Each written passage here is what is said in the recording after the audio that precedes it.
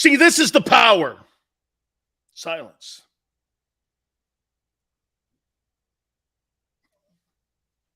This is what leaders do.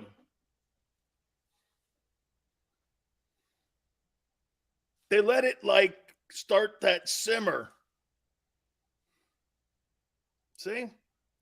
Take notes, Xander. You can learn a lesson here. This is what leaders do. Survey the room. Size everyone up. What kind of folks are going to be jumping in here today? Football fans, sports fans, Americans. That's who we want. Come on in here, man. Pull up a chair, sit down. If you want to comment, all good. If not, sit back. Whatever ever on your boggle. This is the National Football Show. We appreciate everybody coming aboard. What are we now? How many days out are we from training camp? 11? 11 days from training camp. Over under on list. I don't know if you'll consider, very interesting, Jeremiah. Very interesting. I don't know. Big Sil's in the house. You too, William. You're in the house, brother. Liz, got you guys going, right? Afternoon, Mike. Tyreek Hill, gone is 1,000 yards. Gone from Mahomes total. Absolutely easy money. You think Tyreek Hill is going to put up 1,000 yards with Tua Tagovailoa? I want to see it. 11 more days to training camp. Mike says, my mother used to make the big giant meatballs, but my wife's meatballs are much smaller. Still good, though. Does size matter? That is a phenomenal meatball question. I do think size matters. I don't think you can have like a moon rock as a meatball. You know, I don't think you can have a moon rock. You know? A meatball should fit like in the palm of your hand. And it should be made with bread, egg, Parmesan cheese, Italian parsley, okay? Some garlic. You can't have a moon rock. That's more of a moon rock, dude. Okay? Small meatballs, man. In the sauce, it absorbs it better, too. You can't have a gigantic meatball in your... I think size matters, bro. I think size matters. Absolutely. I'd rather have it smaller. Hey, Gigi, Xander, the tagline of the show for the week. Great show. You're horrible, Sileo. Well, you're probably going to think that I'm really horrible here in a minute. And by the way, Xander subscribes to that. Oh, yeah, Showtime. Phenomenal meatball question. Actually, one of the absolute best meatballs questions that you can have. Don't forget, too, day-old bread and Italian bread to boot to make them meatballs. Don't make white guy meatballs. I went over to my my mother's or my wife's mother's house. She told me she made meatballs. I shook my head, and Kim goes like this. I just eat them. And I'm like, I can't. I won't. I'm not eating that. And then they're like, try them. I'm like, I'm just not doing that. I'm not eating that meatball. I go to a restaurant. Somebody orders me, and that's not working for me, man. My aunt, my wife, and God rest her soul, my grandmother on her meatballs. Other than that, dog, not happening. Not happening. All right. Let's get into it here. Enough with meatball talk. Well, unless you're listening to the Ultimate Meatball. Thank you. So Tiki Barber. Yeah, baby. WFAN, New York. Rival to the Philadelphia Eagles. Says that executives in the NFL say that Jalen Hurts has a noodle arm. A noodle arm. Do I agree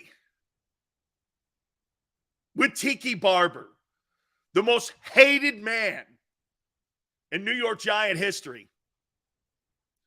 You ever wonder? Tiki Barber tried to come back and play, and no one would give him an opportunity because nobody liked him. Anyway, Noodle arm is what executives reportedly are calling your boy Jalen Hurts. Damn. A national media guy calling Jalen Hurts a noodle arm. Interesting. Devin says he has a strong arm. It's in his timing. It has some noodle to it. Easy money. That's a great one. Hey, you're on fire today, dog. You are on fire today. It's got some noodle to it. Hey, did Donovan McNabb have some noodle to that arm of his? I thought that guy sometimes played more like Larry Bowa, didn't he? Throwing grounders. This guy was playing infield catch sometimes. Wasn't Donovan McNabb? Some of those dirt worms he threw. This guy was killing worms. How many times did he kill worms when he was throwing footballs? He's strong, not a strong arm. Decent at best. Can he process the defense and get the rock out on time? Hurts says too much windup in his... Holy shit. Wait a minute. You guys are breaking this down. I mean, I'm starting to agree with you. Hang on. I didn't really think about making it a topic. I just wanted you to give your opinion on what you thought Tiki Barber. I think Tiki Barber's comments, I think they're classic. I do think a lot of people think that about him. I do think they think he has a noodle arm. I do think they think he can't read defenses and that he's a very effective athletic quarterback like Colin Kaepernick was. That's my assessment too. I kind of agree with Tiki. I don't know about noodle arm though, because I've never really seen him have to really win a game throwing the ball if he's a noodle arm. There's my boy Trev, 203 Canes, 954 Canes. Let's go. Trev, you think Jalen Hurts has a noodle arm? Easy, Michael. I like Larry Bowa too, man. Hey, Sills, I know you wouldn't start your show with that today. Yeah. Does the Tiki hang out with housewives in New Jersey? I'm not sure to answer that. I'm not sure. I'm not going to go near Tiki Barber and his extramarital, or excuse me, his relationship affairs. I don't know. Sills, let's make a friendly wager, says Brandon. Let's see what your wager is. What are you ponying up, my friend? Yeah, and Tiki had fumble problems. Tiki is fighting to keep his job, so throwing crap against the wall, hoping it sticks, says Bob. Noodle arm depends on the coverage. We should have signed Foles back. You know, Rome? Probably. But you know what they have? They have a guy who's a pretty big asset in Gardner Minshew as a backup right now. A lot of teams want him, including Seattle. Colts wanted him too, offered up a third rounder for him, and Howie didn't want to budge off it yet. He thinks he's going to keep him towards the trading deadline as we get into the regular season. I think that's what he truly thinks. And he'll trade him either going into the trading deadline during the season, or he'll trade him going into the draft. I think you're going to see that. Because then you could easily turn around and go to Jalen Hurts and have Jalen Hurts be your backup, or you just let him walk out the building. Mikael, appreciate you coming aboard. Trevor, that's a mean blow, dog. Tiki and Michael Strahan having a lot of fun in the 2000s in divorce court. Yeah, hey, thank God. Hey, all I'll say this to you, Trevor. Thank God those two don't have to see Judge Judy, or he'd be penniless. Hurts solidifies his starting position by week 6. If not, name your price. Hang on. Let's see week 6. Let's see.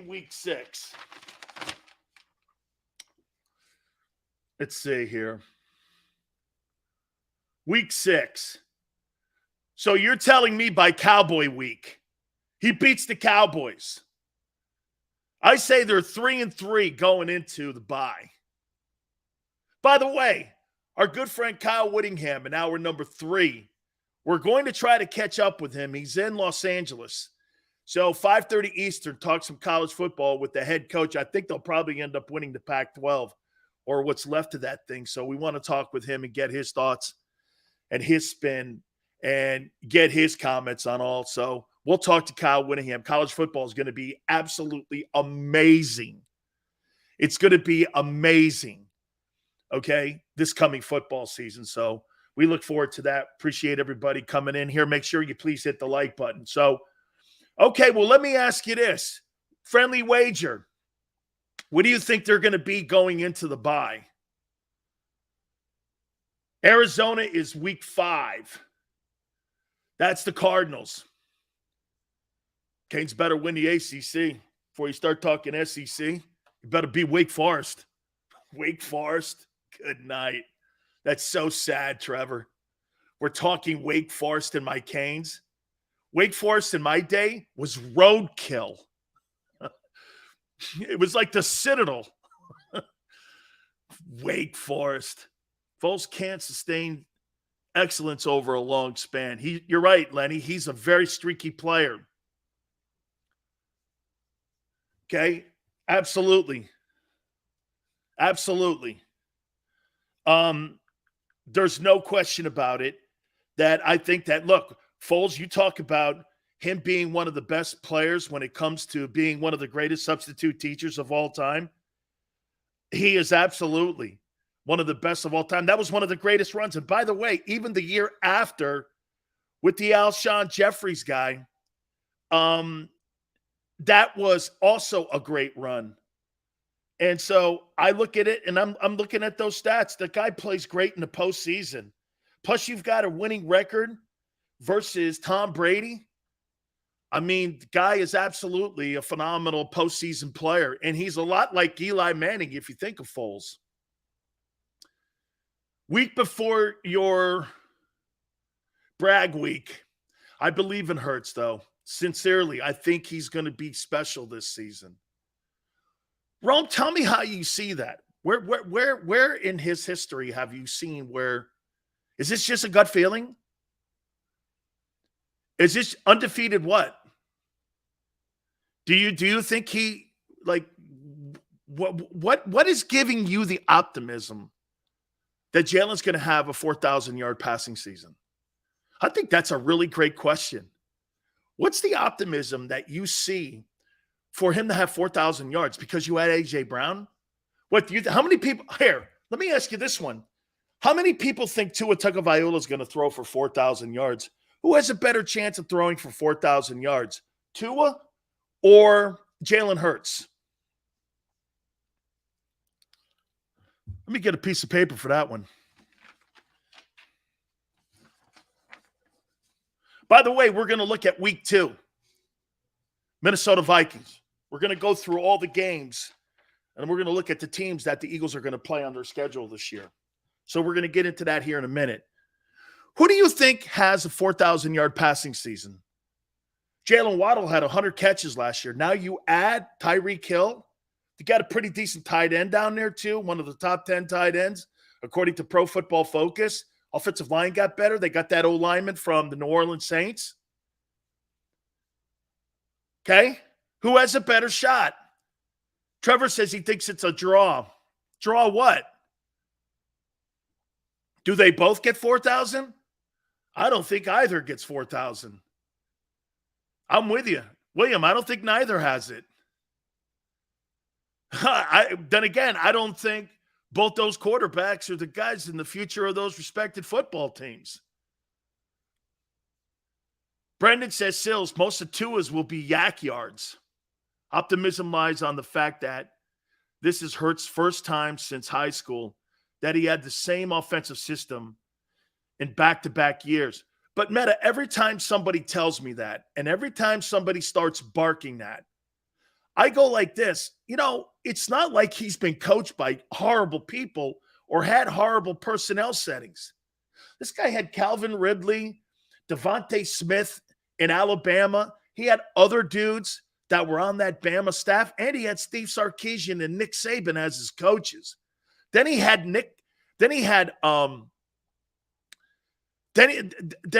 Lincoln Riley at Oklahoma. Then he had Doug Peterson. I mean, we're not talking about slouch coaches here. I would make this point to you that he's had probably I won't say worse. He's probably had the least experienced head coach and offensive coordinator since he was at Alabama. And the current staff he has now in Philadelphia. Do you think here, let me ask you this. Do you think he's getting better coaching today than he did at Alabama or at Oklahoma? You think Jalen Hurts is getting better coaching today? I don't know. I don't think so. There's a reason that guy makes $13 million at Alabama, and that guy now makes $13 million at Southern Cal. He had two coaches making $26 million combined. Shit, the lesser guy is the head coach in Philly. So he's got lesser coaches in Philly than he did at Alabama and in Norman, Oklahoma. Flex goes, how did Saban do in the NFL? Not the point. The point is that the level that he was at, he got the very best of it. Saban's the greatest college football coach of all time. Saban's mistake, Flex, was that there was a person by the name of Ireland, Jeff Ireland, the general manager of the Miami Dolphins, and he was in the building. And every one of those guys, including Saban, made the mistake of taking Dante Culpepper over Drew Brees. 99.9% of the football teams would have done the same thing. Culpepper had hurt a knee, not his arm. Brees had hurt his shoulder. They said he'd never play again. That's the thing with Sean Payton. Everyone crowned Sean Payton as this great coach. He got lucky. Could that Taysom Hill deal? If that's any indication on how he sees that position, I am a little weary on giving him personnel decisions. Why would you give Taysom Hill $10 million a year? He's a gadget guy. Why in the world would you do that? You wouldn't. Pro-level coaching compared to college. Yeah, then Devin, why does Saban make 3 times the money Sirianni makes? Why does Lincoln Riley make 3 times the money Sirianni makes? Ain't like that anymore, my friends. Nick Saban makes $13 million a year. Your boy makes 4. Congratulations. What's the point again? The guy at Oklahoma State, Mike Gundy, makes $9 million a year. It's college and pro. I'll tell you what, that paycheck ain't college and pro. The top 25 college football coaches making more money than the top 25 NFL coaches. That's a fact. Look it up. USA Today prints the numbers all the time. I mean, you could tell me all you want about the pros. Why is Nick Saban then making the most money of any coach in the NFL outside of Bill Belichick? And the guy at USC is right there with him now. Because Sirianni's not proven, so he is a lesser coach then. You think if Saban got a job, hey, how about this? If Nick Saban got a job in the NFL today, how much money do you think you'd have to pay him? Sandra, how much money do you think Nick Saban would command if an NFL franchise wanted to hire Nick Saban for 3 years as a head coach? How much money do you think it cost him? $15 million? How much money do you think? And by the way, Nick Saban's greatest asset is building offense and defensive staffs. And the majority of the guys that are at Alabama are NFL and college football guys. The offensive coordinator is a dude that has a pretty damn good record as an NFL head coach of Bill O'Brien. I get it, Brandon. Brendan, I get it. You'd have to pay Saban $20 million out of the gate for 3 years. You have to give him almost $100 million. He ain't leaving Alabama. You're right, he ain't leaving it. Why would he leave a gravy train? So get this. Now you have Tiki Barber talking crap on Noodle Arm Hurts. That's not – Tiki's calling him Noodle Arm Hurts. Damn. Man, it's been no respect. 3.5 point spread. I mean, everyone's saying that Jalen, he could be the guy that holds everyone back. Man. All right. Let's move this over to the Vikings. Man, Jalen gets no respect, but that's okay. Hey, Trevor, that's right. Hey, Tiki, before you start talking shit on Jalen, how much shit are you not talking on Daniel Jones because you guys air Giant games? Yeah, you know what? Someone should turn around and call in and go like this on WFAN to that guy.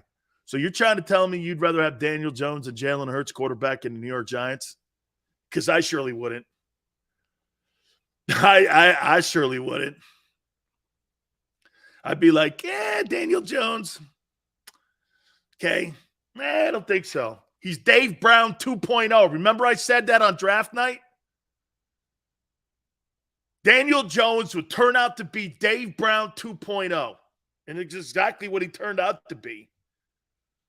He turned out to be that dude 2.0. Okay, Dave Brown, the other quarterback they drafted out of Duke. Right, that guy. Anyway, let's get into the Minnesota Vikings. This is the week 2 and home opener for the Philadelphia Eagles is coming 2022. Xander, a couple months ago, said something about this football team, and he goes, this could be a dark horse team. The more you go into it, the more you think they can be a very good football team. Do you guys know the record of Mike Zimmer as head coach of the Minnesota Vikings? Do you guys know what his record was when he got fired?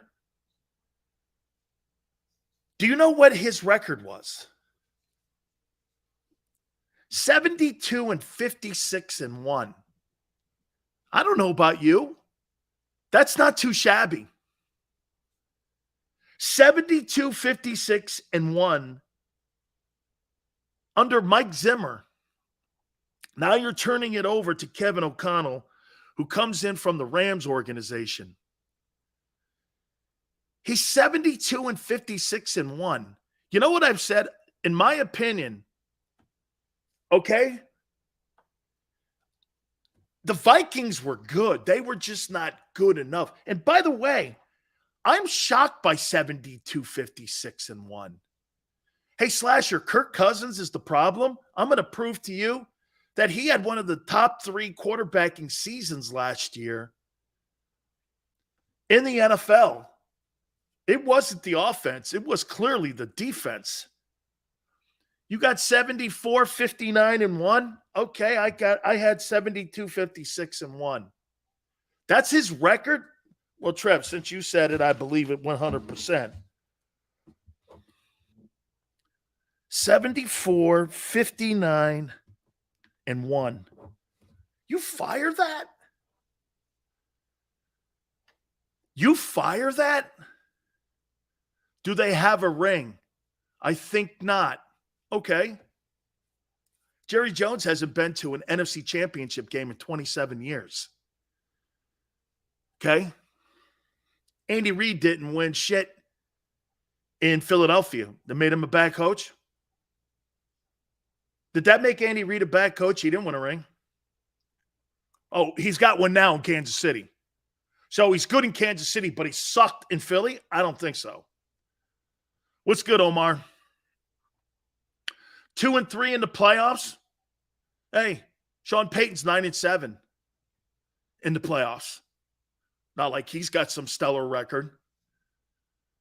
Okay. I mean, but 74, 59-1, and you fire him and Rick Spielman, the general manager, and you bring in a new regime because Ziggy Wilf wants to see it get to the next level. I agree. Understood. You can't limp around sometimes like the Vikings have done in the past. Matt Nagy got beat up, right? I'll tell you what, 74, 59-1. Some of the coaches have been fired lately for some of the crappy-ass records. That's a pretty damn good record by Mike Zimmer. Mike Zimmer is going to get another opportunity to coach somewhere again. Okay? Whose side am I on? I don't know what you're talking about.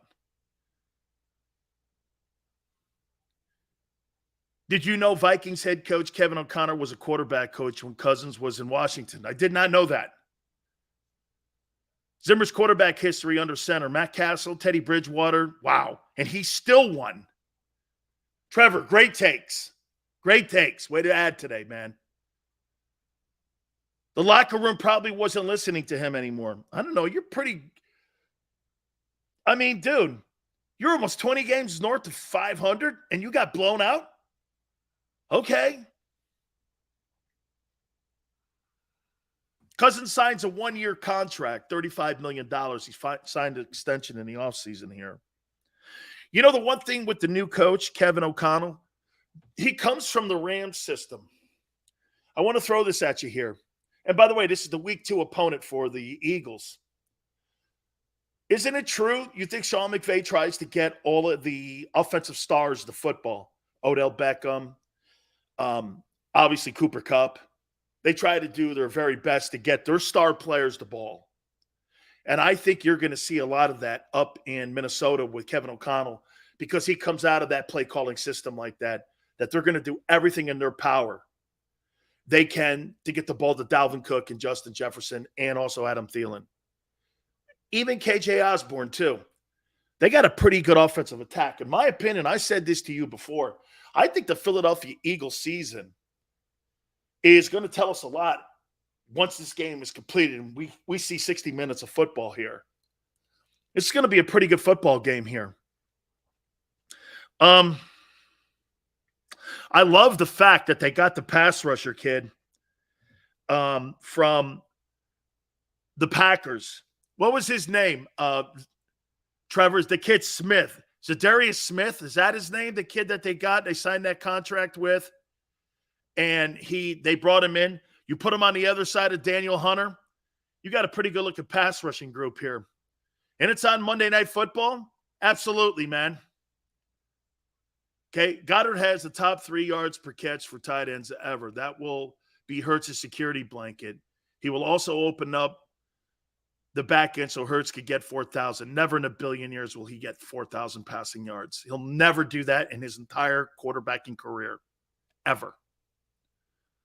Oh, he's got 17 games. Okay, got 17 games. But I'm saying it right now, he will never throw for 4,000 yards in his career. You can print that. Ever. Now, I think that's going to lead to a good pass rush here for the Vikings. They're going back and forth and trying to figure out if they're going to be better in a 34 or a 43 defense. But because of these 2 pass rushers here, okay, bitter, no. I got you going to the NFC Championship game, Solo. In spite of your guy. That's a rough take. Why? You've only had one in the history of your franchise. And that's not as talented as a quarterback as you've ever had, from Randall Cunningham to McNabb to Vic. Shit, to even Wentz did it. Wentz did it once. 4-3 wins defenses, wins championships. Absolutely. Okay. It'll be over by halftime. Minnesota will be way ahead. They've improved defensively, in my opinion. Wait, who will never throw for 4,000? Jalen Hurts, ever. But this is the most talented group any quarterback we've had. Yeah, but this is the least talented quarterback you've ever had with the most talent.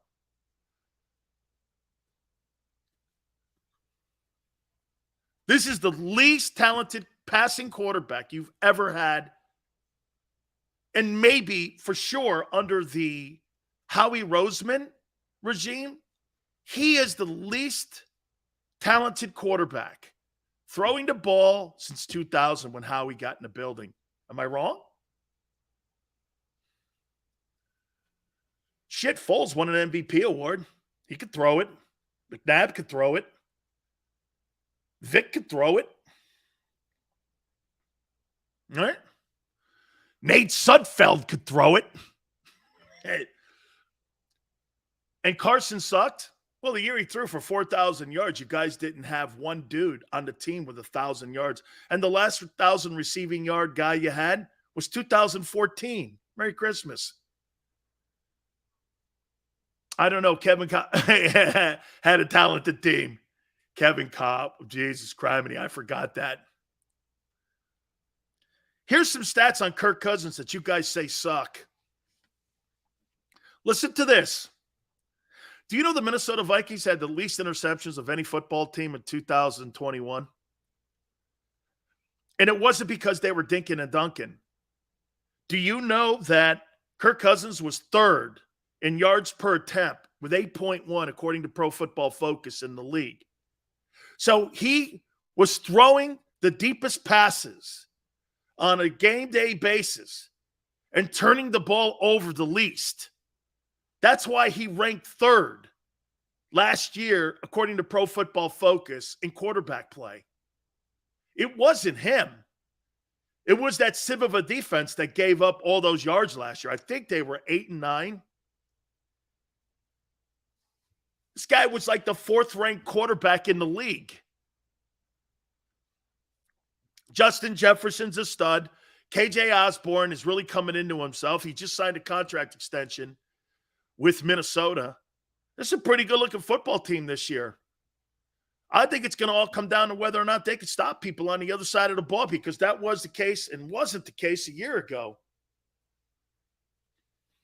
Okay?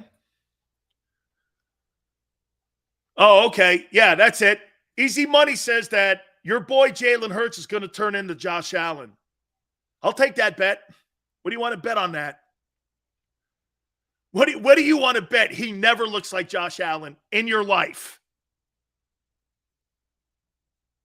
What do you want to bet on that?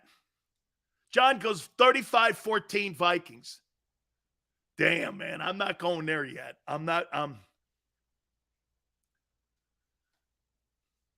Even Shady McCoy said, I saw 2 practices and knew this guy was special. We're still debating whether your guy in Philly's the guy. 4,200 yards is the new average for quarterbacks to hit to be considered top half in today's passing happy NFL. 4,200 is 250 yards per game over 17. Paul, I think you're fair, and I think that's right. I think that's right. Who's to say Josh Allen will look good next season? Well, Nigel, me and everyone else in the league thinks that Josh Allen's going to win the MVP this year. On the best rostered team in the NFL. King of content. Back at it again. Sorry, I'm late. I'm not back at nothing. I'm just talking about the Minnesota Vikings. And Tiki Barber calling your quarterback a noodle arm. Man, that even sounds harsh, doesn't it? Man, that's very harsh coming from a New York Giant. Noodle arm Barber. Or no, excuse me, noodle arm Hurts. Damn. That's crazy. 24-7. So you're going to hold Justin Jefferson to 25 yards, right, Blackbird? Justin Jefferson. That guy, it's the Justin Jefferson, Jalen Reagor game in week 2 at the link. Noodle arm Hurts, according to Tiki, not me. I'll take Josh Allen over Daniel Jones. Hey, dude, I'll take that guy, Carson Strong guy, or that guy that's holding a cup of ice on the Philadelphia Eagles bench. I'll take that guy over him. I'll take Nate Sudfeld. Is that his name? Nate Sudfeld? The guy who threw that game at the end of the season a couple years ago? Or not you, but Howie threw the game?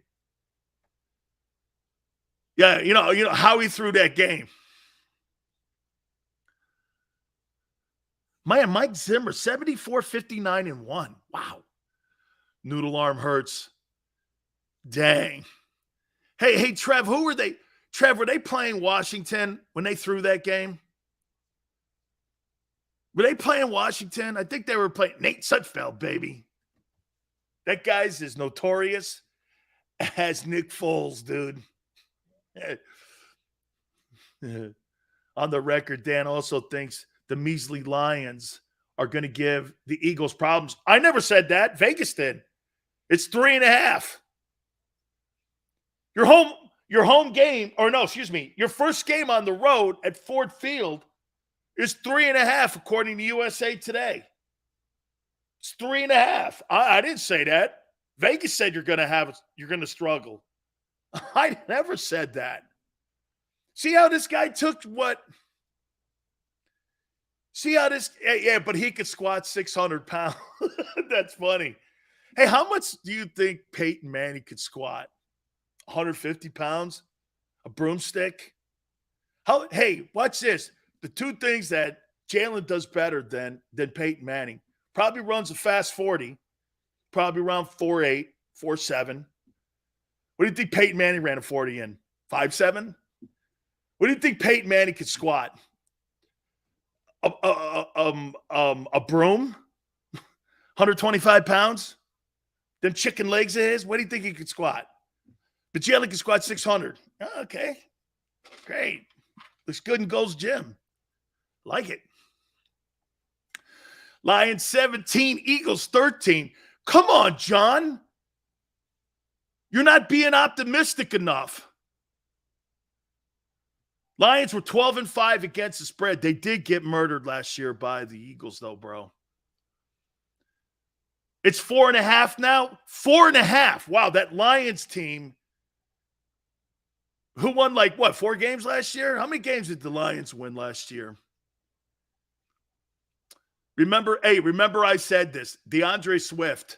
Just remember, on this day, July 15th, just remember I said, okay? Just remember I said DeAndre Swift. Squatting quarterback. They're always great. Lions 11, Eagles 6. Bro, what is that? Canada football? They were 3-13-1. And you're only favored by 4.5 over a shitty team like the Lions. I don't know. Hurts is a running back with passing skill set. Quarterbacks like Jalen Hurts, D. Jones, Baker Mayfield, Justin Fields, Trey Lance, the guy Mills and Texans, Malata, Geno Smith, Drew Lock, Trubinsky, Darnold would not be starters 5 years ago. Paul, those guys are all Paul, that's a great get. That's a great get. All those guys are starters in today's NFL. Jesus, those are bums. Jalen's not a bum. That was last year? Shit. Man. All those guys are going to, Drew Lock, yeah, one of those guys are going to start. Eagles better cover 9.5 week 1. Hey, it ain't 9.5. Dude, it ain't 9.5. We should win by 20. Win by 20? Wow. Hey, I've been having too much fun here. It is Friday. Should we do a list? Oh, yeah, we got a fun fact. Well, you may not call this a list. Okay? You might not call this, but I'll ask you your opinion on the upcoming NFL season. Will reset Noodle Arm Hurts will also reset the Vikings set, because I'll tell you what, do you really think you're going to beat that Vikings team in week 2? We'll do all that. Do me a favor. Please hit the like button. And also don't forget my friends at Morgan & Morgan, where the fee is free. If you're hurt or injured on the job, one of the most important things that you could possibly do is get that attorney that you so need. Lazy, please repeat what you said about Hurts not for throwing for 1,000 yards for the record. He'll never throw for 1,000 yards in the history of his career. Okay? There you have it. Where was I? Oh, yeah, for the people. It's not a slogan. It's who they are. With over 800 attorneys in offices in Philly, New York, and in Florida, they're the biggest law firm in the country, getting ready to do battle for you. And this is all that they do. They will not be intimidated, and there is no such thing, okay? No such thing as a small case. The call is free. The consultation is free. 800-512-1600. That's 800-512-1600. Open 24/7, 7 days a week. 800-512-1600. And when you call Morgan & Morgan, you tell them Big Sil sent you. I'm John Morgan of Morgan & Morgan. When you're hit from behind in a car crash, the insurance company may try to say, you can't possibly be hurt. It was only a few miles an hour. It's simply not true. You see, here's the thing. Getting hit at 10 miles per hour is like falling off of this. 15 miles per hour, like this. And only 25 miles per hour, this. Injured, dial pound law. There's only one Morgan & Morgan. Go for the pulls and the pools. Go for the oohs and the ahs. Go for the bubbles and the bubbly. Go for the story and the stories. Go for the win. Go to Ocean Casino Resort.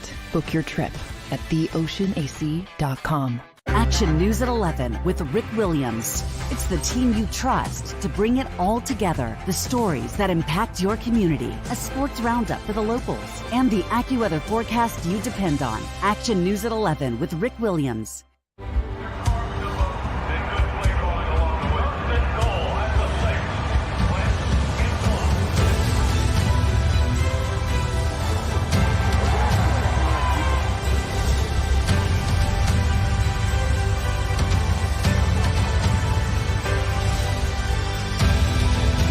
Field of life, First Trust Bank is there for you. Champions on 3. 1, 2, 3. Because Philadelphia dreams deserve a Philadelphia bank.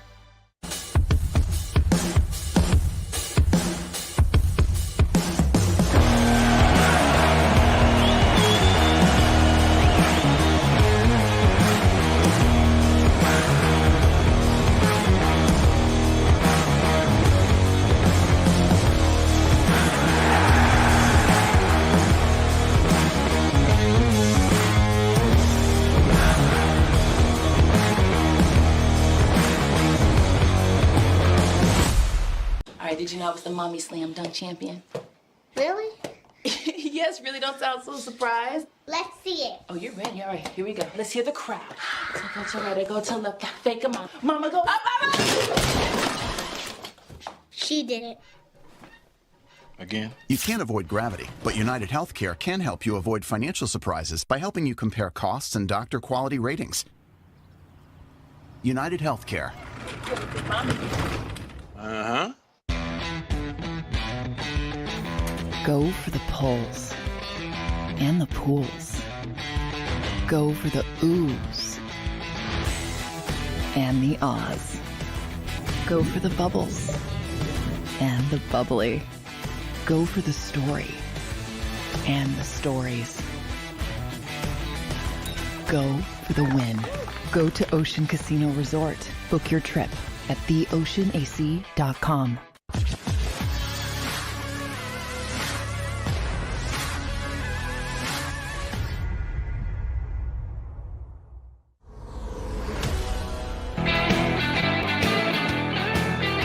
Welcome back. National Football Show. It's your boy, Big Sills. Please hit the like button. Thank you very much. We're going to try to catch up with my friend Kyle Whittingham in hour number 3. Talk a little college football with him, Pac-12, all that stuff. You know I'm a big college football fan. And I'll tell you what, I like his quarterback that's a backup to Lamar Jackson in Baltimore. I like that kid, man. That kid can play some ball. Real quick, before we get into Noodle Arm Hurts, and before we reset the Minnesota Vikings second game, some of the stuff that we talked about. If I threw this at you here, Josh Allen, Tom Brady, Aaron Rodgers, Joe Burrow, Matthew Stafford versus the field on who would win the Super Bowl, would you take one of those 5 quarterbacks or the field? What would you take? The field or these 5? One of these 5.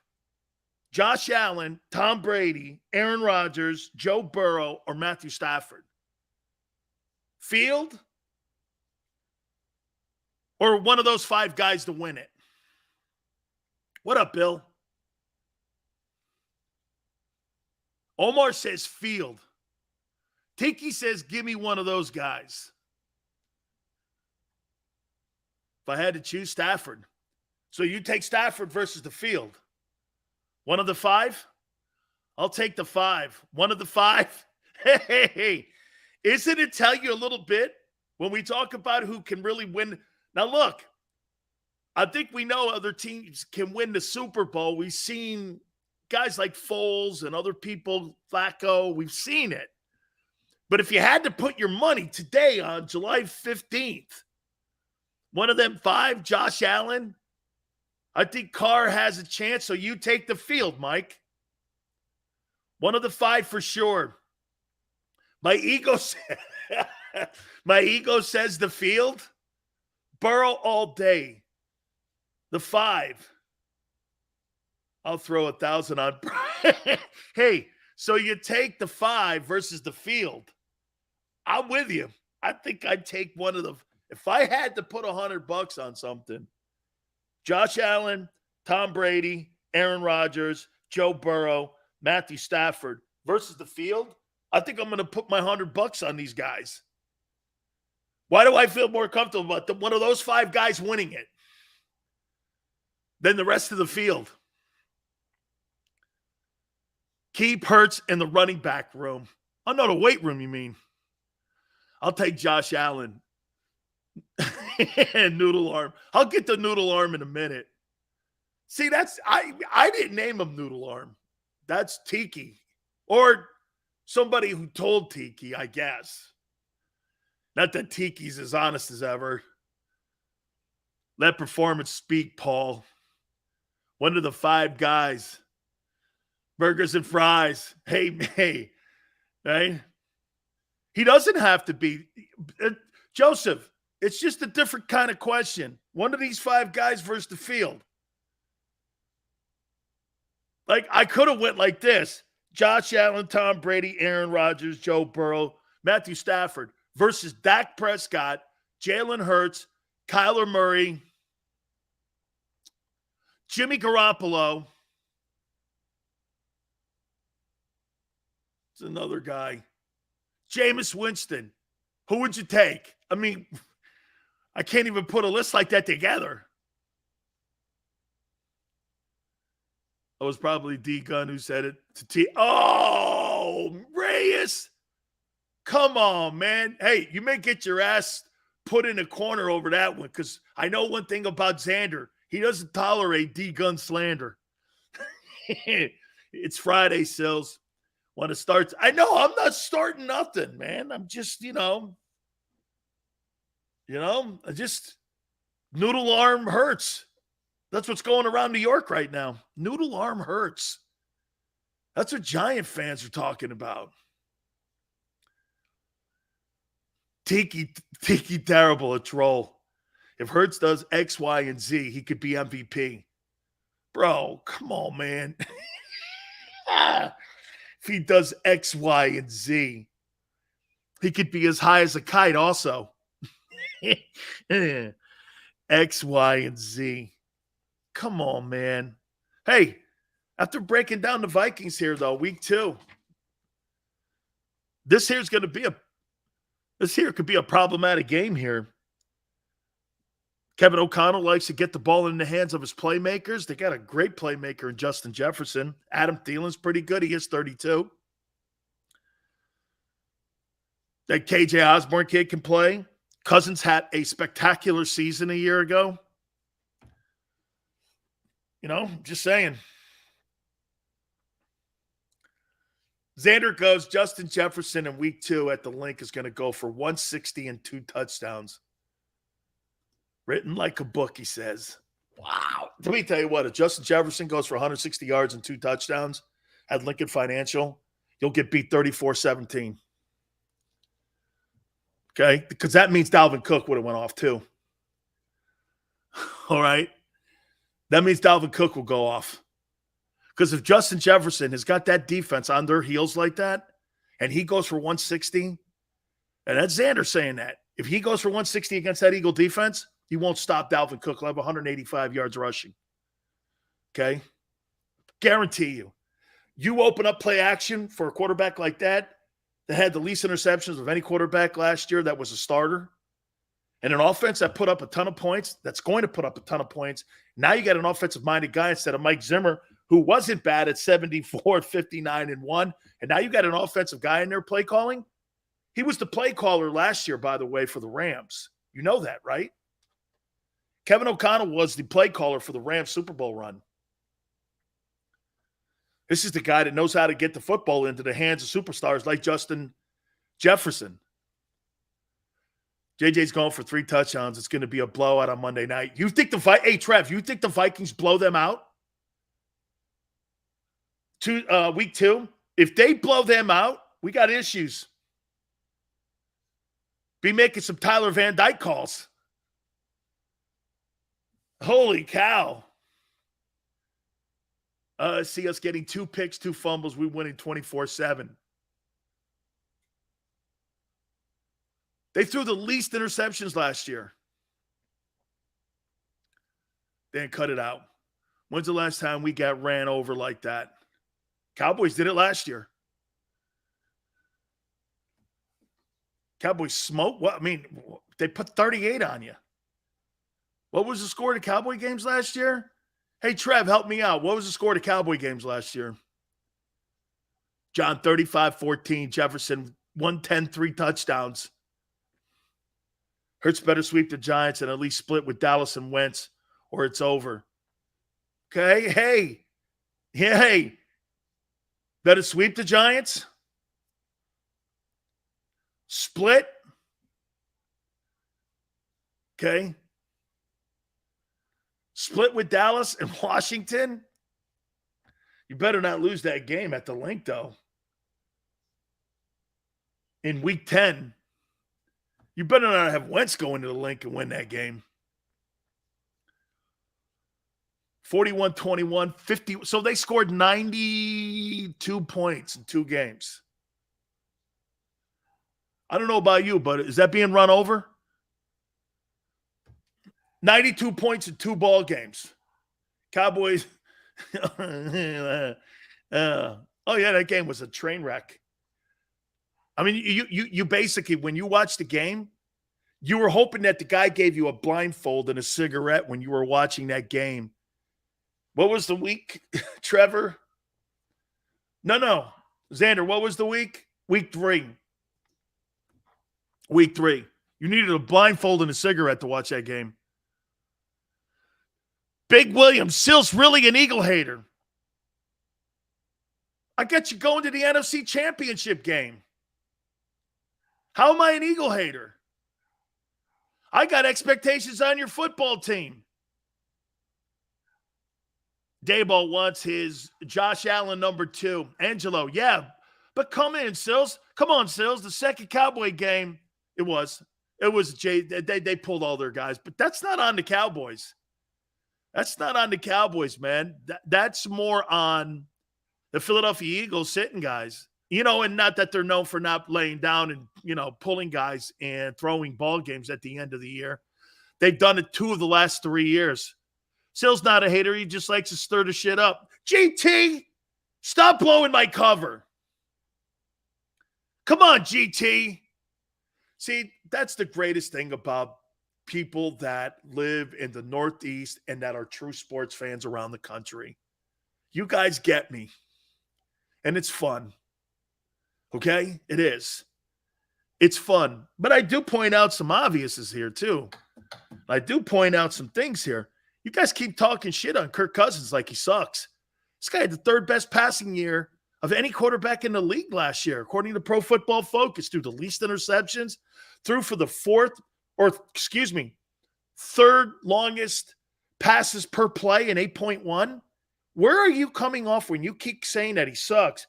And during that time, Mike Zimmer has had Kirk Cousins. They're 74, 59-1. You're making it sound like it's a massive failure. I get no Super Bowl. That upset that they had up in Minneapolis, no question. Postseason, what are they, 2-3 when they were under Mike Zimmer? You can't hear the pot stirring out here in California. That's right. The homeless folks have it. Yes, Sills is just horrible, but the show is great. Kurt sucks in prime time. That's a fact. Don't fear that, man. You don't fear a guy that's got 4,000-yard passing seasons, or maybe it's 6 in 10 years. You don't think that guy's good. Vikings have no defense. I don't know. They signed that kid from Minnesota, from the Packers, put him on the other side of Daniel Hunter. Got the makings of a pretty good pass rushing 43 defense. The pot will be stirring in 22 minutes. So, hey, okay. Let's have some fun. Okay, wait. I want to have some fun. We'll do it at the top. Then we'll, like I said, we'll reset Noodle Arm Hurts, because that's what Tiki calls him. I don't know why that makes me laugh every time I hear that. Thank you, Tiki. Thank you for reminding me. Noodle Arm. Noodle Arm Hurts. He only threw for 3,100 yards last year. But they signed A.J. Brown, and now people believe Hurts is the guy. Why? Because you signed A.J.? That don't mean he's the guy. Can I tell you what I think? I think they're building this team for another dude. I agree with John McMullen. I think they're building this team for another guy. I don't think they're building it for a guy who runs around. I think they're building it for a guy who throws it around. Am I right? Hey, how many yards if Kirk Cousins was your quarterback in Philly, all three of them dudes would have 1,000 yards receiving, tight end, 2 wideouts. Your screen game would be incredible. You'd probably score 40 points a game. But in the next 4 years, Devontae Smith will not have maybe 1,000-yard season. Never live up to the first-round billing. It's not his fault. As long as Jalen's your quarterback. Cousins would throw for 4,800 yards with these guys. Oh, my. Dude, look at the guys he has now. What did Kirk Cousins throw for last year? What did he throw for last year? Kirk Cousins, stats. What did he throw for last year?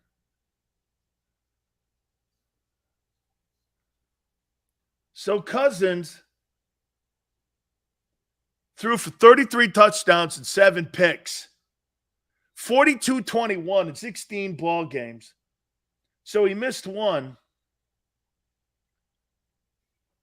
And he had a quarterback rating of 103-1. That sucks. Wait a minute. I got to do this again. This can't be right. So Kirk Cousins had a 66.3 completion percentage, 42-21, 33 touchdowns, 7 picks, had a QBR of 103-1. And people in Philly call him a loser. Here, let's look at this. Look at this thing. Look at how you go back. Last year, 42-21. Year before that, 42-65. Year before that, 36-03. Year before that, 42-98. Year before that, 4,093. Year before that, 49-17. Year before, and he had a 69.8 completion percentage, which led the NFL. That was when he was in Washington. Jimmy G, these aren't Jimmy G stats, my friend. And what's his record as a starter? Oh, the Washington years hose him. For sure. 59-59. He's 26-30 in Washington. They'd pray to have that record today. In Minnesota, he's 33-29-1. Holy cow. This guy's thrown for 32,000 yards already. And 223 touchdowns and 91 picks in his 10 years. So really, that's that's something. Cousins is a bum. Cousins is a bum. Okay. Hour 2, some fun facts. More with Noodle Arm Hurts.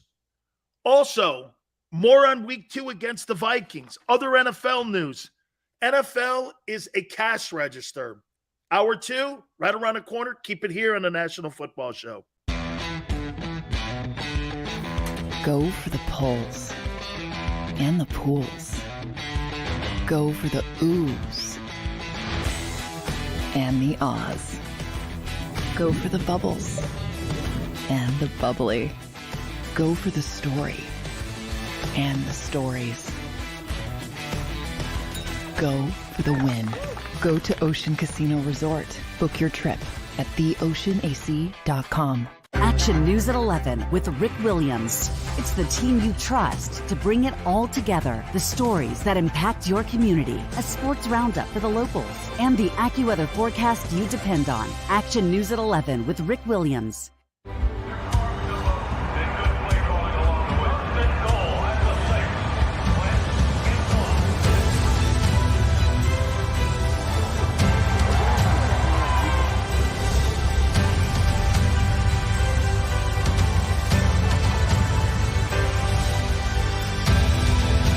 Field of life, First Trust Bank is there for you.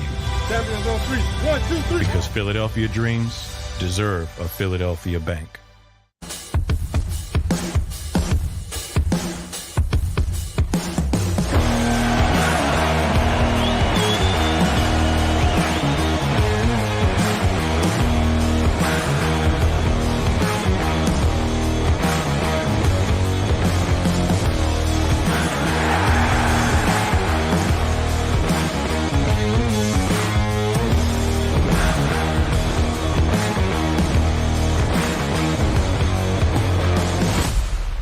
Did you know I was the mommy slam dunk champion? Really? Yes, really don't sound so surprised. Let's see it. Oh, you're ready. All right, here we go. Let's hear the crowd. So go to right, I go to left, fake 'em out. Mama go up, up, up. She did it. Again? You can't avoid gravity, but United Healthcare can help you avoid financial surprises by helping you compare costs and doctor quality ratings.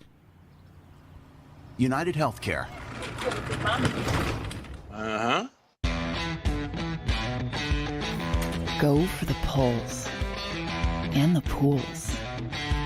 Go for the oohs and the ahs. Go for the bubbles and the bubbly. Go for the story and the stories. Go for the win. Go to Ocean Casino Resort. Book your trip at theoceanac.com.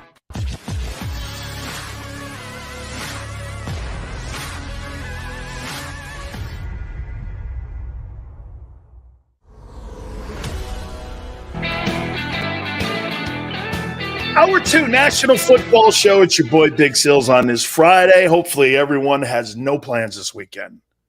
because Big Sills is always on the no plan game. That's my game, okay? No plans. No plans are the best plans. How you doing, right? Sitting next to the pool, having a couple Coronas. How you doing, right? I don't know if I'm going to be grilling because that's not kind of my forte, but how you doing, right? And we are 11 days out from the start of training camp. Holy cow. This is phenomenal. Phenomenal. By the way, Kyle Whittingham, hour 3, head football coach of Utah Utes. We will talk with him. Next week, Dabo Sweeney's going to join us again. I'm so looking forward to Dabo. That'll either be Tuesday or Wednesday of next week. We will talk to him and also the general manager of the Los Angeles Chargers. Tom Telesco is going to come aboard with us too, because I think that could be one of the teams in the AFC. I want to throw hey, so it looks like Tiger's not going to make the British Open cut. Let's say this about Woods before we move on here. Tiger was one of the greatest sports watches in my lifetime. The guys who moved the needle for me that were must programming, appointment setting programming. Who were appointment setting programming for you as athletes? Can you guys give me your favorite appointment setting athletes? Okay, let me think. Tiger, I just said it for me. When I was a kid, Muhammad Ali. Brendan Kobe, man, he was must-watched. He was. MJ also. Can I put Larry and Magic together?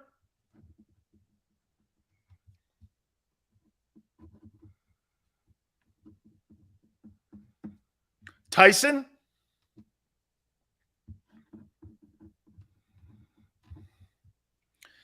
So in my lifetime that I can remember watching sports probably since 1975, Ali, Tiger, MJ, Larry and Magic, Tyson. Hockey, Philly, I know more about Gretzky today than I did when I was a kid. No disrespect. I'm small friends with Wayne, respect him a lot.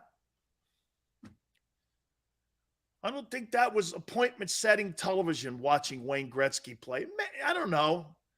He was doing things that we'll never see in the history of the NHL ever again. No one's scoring 92 goals. No one's scoring 200 points like Wayne did for those consecutive years when he was in Edmonton. Nobody's doing that. Okay? Nobody's having 890 some odd goals. 800. No one's doing that in the NHL ever again. Secretariat was more of an appointment-setting scenario, Bob, I would say for 1 year, 73. These other guys did it for a decade or more. Tiger. Hey, was Nicholas appointment setting? Did you have to watch Jack when Jack was back in the day?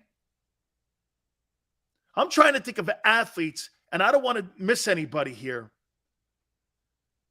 Ed Bassmaster. I like that, dude, because you know what? I did have appointment setting on Ed the Bassmaster. Iverson. I'm going to tell you Iverson. Got the wife's glasses on. You like them? Sally Jesse Raphael. I don't think LeBron James is appointment setting. Bonds. Bonds was appointment setting. McGuire and Sosa, 98, 1 year. Arturo Gotti, man. And those ward fights, they were pretty good. Let's see. Brady was, yes. Yes, Brady. Mike Piazza. What are you making me a pizza? So here, look at this. How many years is that? 2. And I'm just taking it from 75 when I first started really watching sports.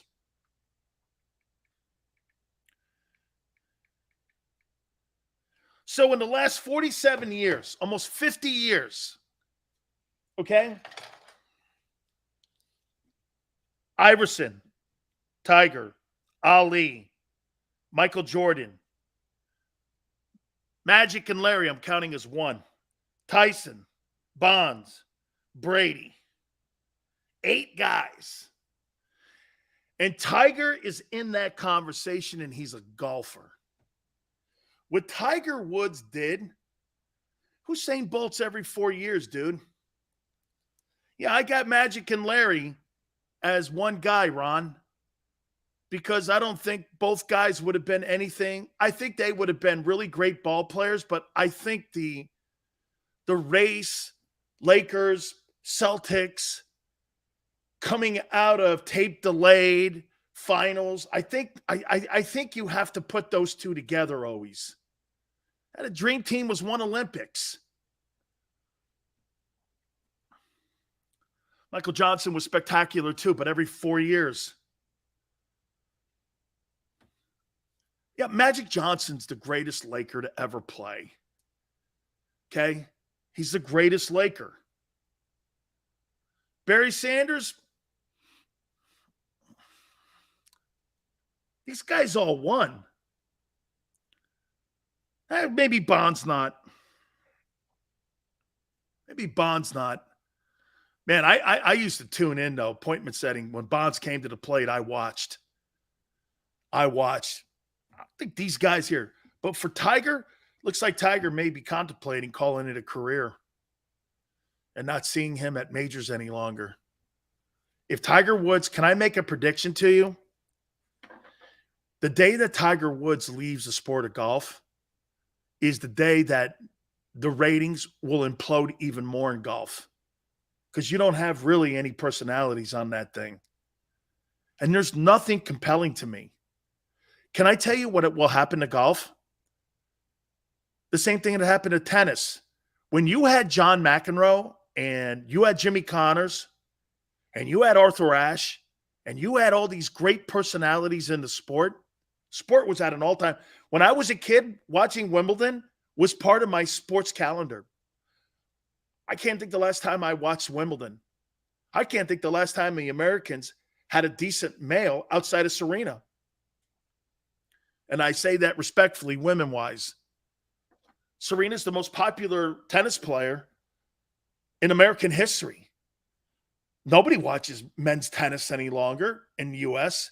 You couldn't tell me who the top guy is in the U.S. I don't know who he is. Okay? Golf will disappear. It'll disappear. He was a lightning bolt. Like Michael Jordan was a lightning bolt that hit their respected sport. Okay?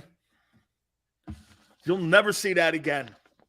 And think of this, Brady and Tiger could be calling it a career in the same year. Man, losing Brady, and then you turn around and you lose Tiger. Sports will not be better with those two guys not in the headlines. All right, let's play a little fun here. I'll get back to Noodle Arm Hurts and the Vikings. Got some other stuff. I want to throw some stats at you here. I guess it's kind of a list. I want to get your help on this.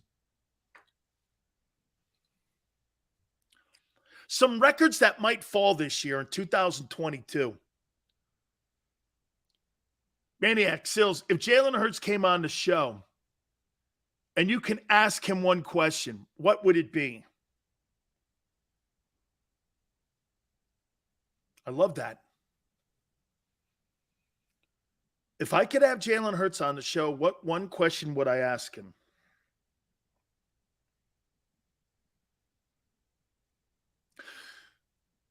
Jalen, do you like constantly being told you can't do it?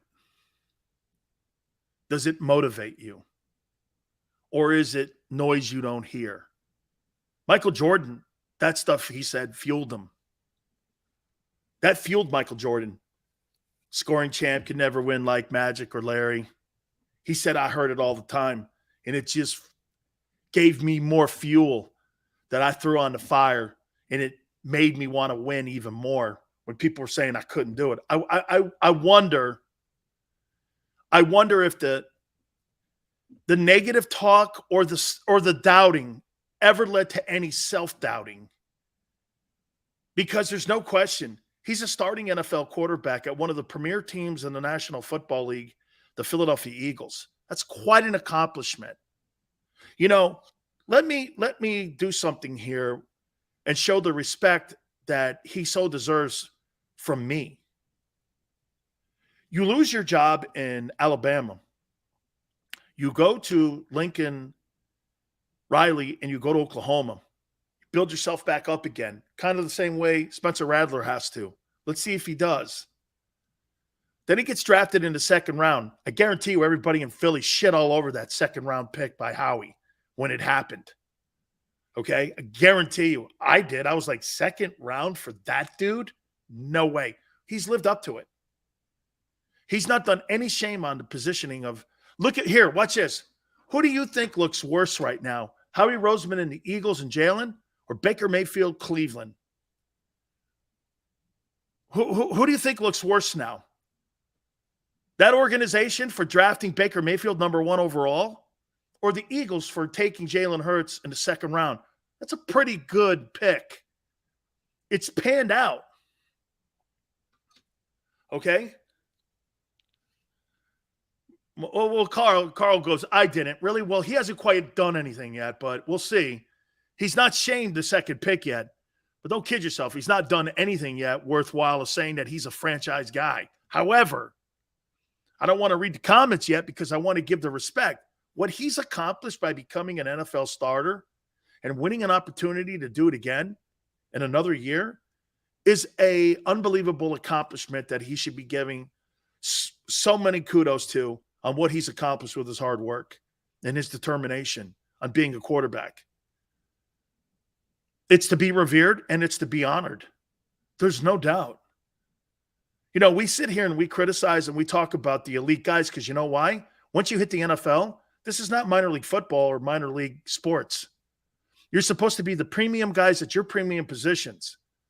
And it's no shade on the fact that you're just not better than Josh Allen and you're not better than Joe Burrow.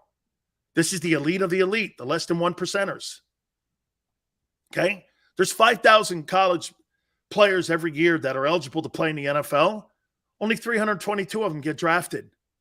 And of those 322, half make rosters.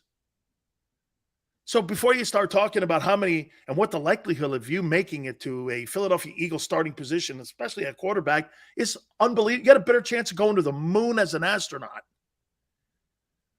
Okay? There's no doubt. Tremendous accomplishment. Tremendous. All right. Some help here. Records that could fall in 2022. Cooper Kupp had 1,947 receiving yards. Remember, there's a 17th game, too. The record is by Calvin Johnson, 1964. Over under, that record will be broken.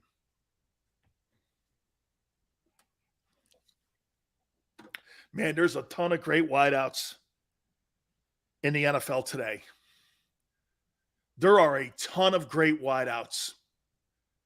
Man, I mean, there's a ton of them. Do I think that the Calvin Johnson 1964 record will be broken? Cooper last year got 1947. Under.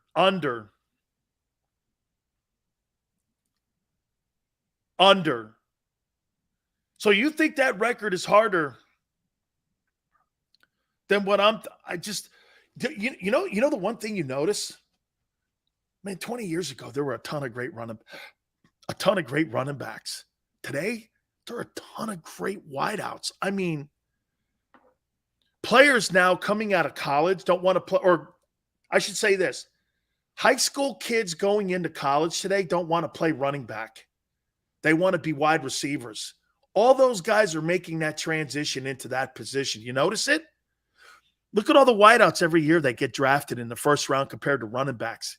All these high school kids now, they don't want to get hit a lot and they want to get paid a lot. What's the position that you have that at? It's wideout. You think Jefferson breaks it this year? Davey boy, I say he breaks the record in week 2 versus the Eagles. I'm kidding. Travis Kelce might have 150 catches. Yeah, well, I think they're going to double him. I think his production goes down because they're going to now double him. I think the reason that he caught a lot of catches was because Tyreek Hill threatened the over the top. All right. I don't think this will be broken yet either. I think this is a record that could be threatened, though. Most sacks, 22.5. TJ Watt and Michael Strahan are tied. Over under, this record will be broken in a 17-game schedule. 2022. Will this record be broken? Yes or no? That's a lot of sacks. That's a lot of sacks. I say gravy under 2. I say under. Jeff Bone, you think that sack record gets broken? I bet my $47,000 house. Hurts way tougher than A.J. Brown. I'll give him that. Over because T.J. Watts wants to go out and break that record, D-Train says. Easy Money says that A.J. will cry to the media. Yeah, well, the media in Philly ain't going to hear him because he's cried and he's called them out. Justin Jefferson, he thinks, breaks that 1964 receiving yards record. Okay. Most rushing yards. 2105. Eric Dickerson. Over under. I think this is a big under. Unless it now, could Derrick Henry break this record? Didn't he have 1,000 yards at the halfway mark last year? Derrick Henry, could Derrick Henry get more? I tell you what, if Derrick Henry breaks the 2105, he's got to have punched his ticket to the Hall of Fame. That's an amazing number. What makes Dickerson so crazy, his first year he had 1886. Then his second year he had 2105. 4,000 rushing yards in his first 2 years with the Rams did Eric Dickerson. Against some pretty stout defenses. Giant defense with LT, the Buddy Ryan Bears defense. Okay, I mean, you're talking about a hell of a year, and he did it in 16 games. I mean, 2105. People have threatened it, but man, Dickerson still holds that record. I think he did it in 84 or 85. He did that. 11 days, Bill. I got you, man, until training camp. I can't wait. Most passing yards in a season, 54-77, Tom Brady, over under. Does that number go down? Now, I'm going to tell you this. I think that number falls. I think 54-77 falls. That's the all-time single-season passing yardage record by a quarterback. And Brady did that. I think with the 17th game and the way that you throw the football today, under on passing yards, really? Oh, I think you're going to – Herbert gets it. D-Train over. What are those – wait, someone's going to put up – Aaron Rodgers might put that up. Herbert or Burrow, how about Josh Allen? Dude, he's got a hell of a wide receiving core up there, and he's got a hell of a football team up there. I love Herbert, but nah. So I think the only record that has a chance of falling this year, I think, again, it comes down to the 54-77. I think that Brady number goes down this year. I was shocked that we didn't see a 5,000-yard passer last year. Or maybe I don't think we had a 5,000-yard passer a year ago. But then again, man, another game, another chance of injury. You're going to miss some ball games. Josh Allen would, if he wasn't a train running the ball too. He is, man. He's spectacular. Who was Herbert throwing to aside from Allen and Williams? Did he get more weapons? Well, Gravy, that kid Eckler's pretty good out of the backfield too and catching screen passes out. He's pretty decent and effective too in their screen game. He does a nice job. Now, our Gravy, I don't think Brady hit 5,000 last year. I don't think he did. He just double check that for me. What's up, Randy? How you doing, man? I think the single season sack record falls this year. Boy, you got to really get out to a great start. Do you know 1 year Reggie had 20 sacks in like 8 games or 10 games or some shit?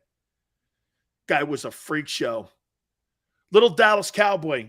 Man, Micah Parsons, I would say that he would be a threat. But you know what? The Cowboys and Dan Quinn drop him on a tight end sometimes. And you know what they also do? They have him covering running backs. Man, I don't want Micah Parsons doing that. I want that guy's hand in the dirt, and I want him getting around the corner and pass rushing like Von Miller.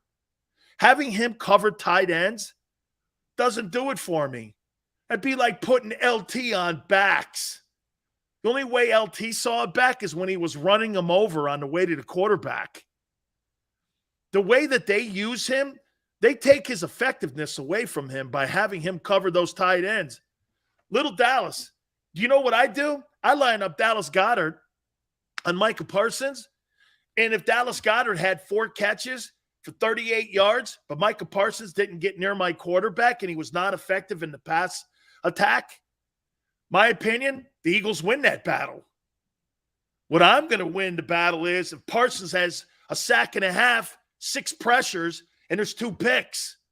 Having him cover tight ends and backs, that makes no sense to me. Why would I take that guy's best asset away from him? And that's getting up the field and getting after folks. Okay? And get this, William. Reggie White doing a job on Larry Allen. Larry Allen and Trey Williams are some of the best tackles I've ever seen play the position.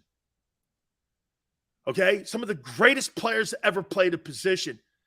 And Reggie made them look common. Like they were free agents. I've never seen Larry Allen thrown on his head by anybody like that. And he's a 345-pound man of muscle. And he could run 4.8s. Never seen anything like it. Never seen anything like it. Larry Allen's the best offensive lineman I've seen in my lifetime. And Reggie crushed him. You cannot be saying and think Jalen will snap the passing yards record. Jalen Hurts has to get past 3,500 passing yards first before we could start talking about 4,000. Herbert had 5,000 last year? Okay. Hey, Dion, were they 9-8 too? I thought they had a winning record. Larry Allen. Hey, and get this, William. He's almost a Jordan Mailata kind of guy. The Cowboys found him in the 12th round out of Humboldt State, and they didn't know shit about the kid. He goes into Dallas and he starts destroying people. Brady at 53? Well, so he was right on the record because the record's 54-77. No, he blocks out the noise. Is there any chance Watson doesn't get suspended? No, Gravy, but I don't think he's going to get the year suspension everybody is so hoping for. Get this. People in the media are hoping that he gets a year suspended. I'm not. I'm Switzerland on it. I don't know the facts. I'm not in the courtroom. I'm not going to be one of these media guys that prays he gets a year because, well, of optics. I'm more of a guy on facts and reality. So I'm not hoping that he gets anything, quite frankly. Whatever he gets, he gets. And we'll know more of the truth in the length of the suspension. My problem is going to be is this. You know those Border Patrol guys who were ended up in the end being found innocent for whipping those folks that were coming across the border? They were found innocent. But our government thought it was still in the best interest to suspend them, even though they did nothing wrong. That's how I see the NFL.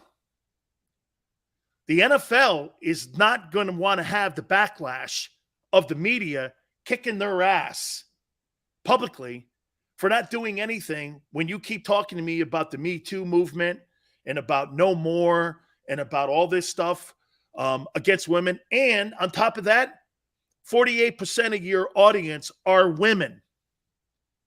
Okay? You don't want to alienate that. Who would? So in the best interest, watch this. In the best interest of the league, they're going to give him between 8 and 6 games. They'll probably appeal it, get it to 6, and he'll probably miss 6 games, play 7 ball games this year for the Browns. And that'll be kind of a compromise to the media. For whatever reason, we have to compromise to these guys today so that they can feel good about themselves. Instead, really, and even if the facts are on the side of Deshaun, it's not important anymore. He's lost it in the court of public opinion. And so once you've lost it in the court of public opinion, you can't get your reputation back ever. So the NFL is not going to want to hurt the Browns or his ability to make cash down the line. Hey, Ray Lewis recovered.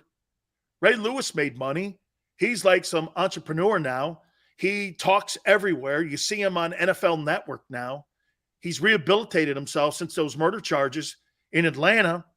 And it's not quite that severe being charged with murder and being in shackles. Remember, Ray Lewis was in shackles and in handcuffs in an Atlanta courtroom.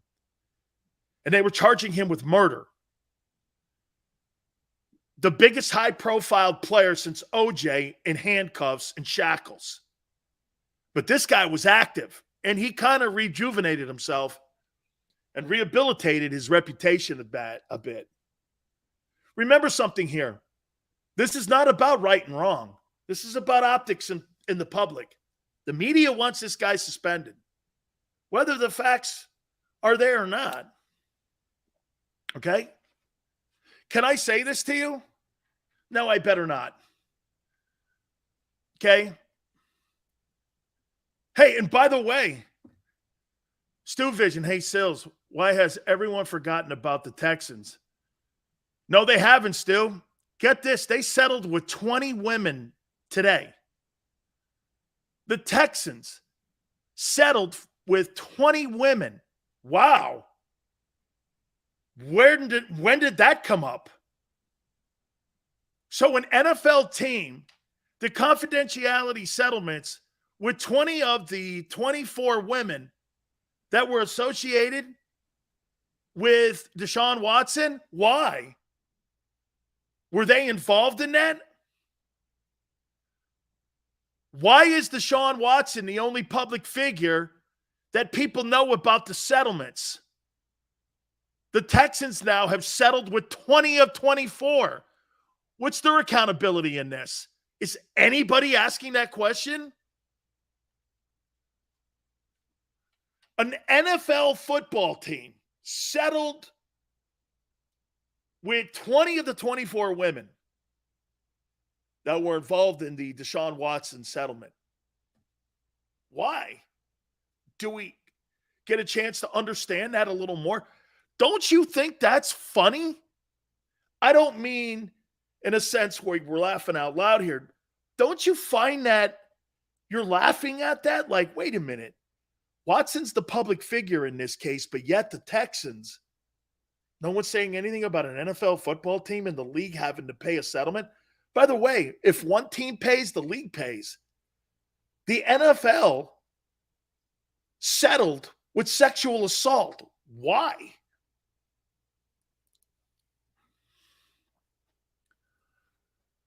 Why?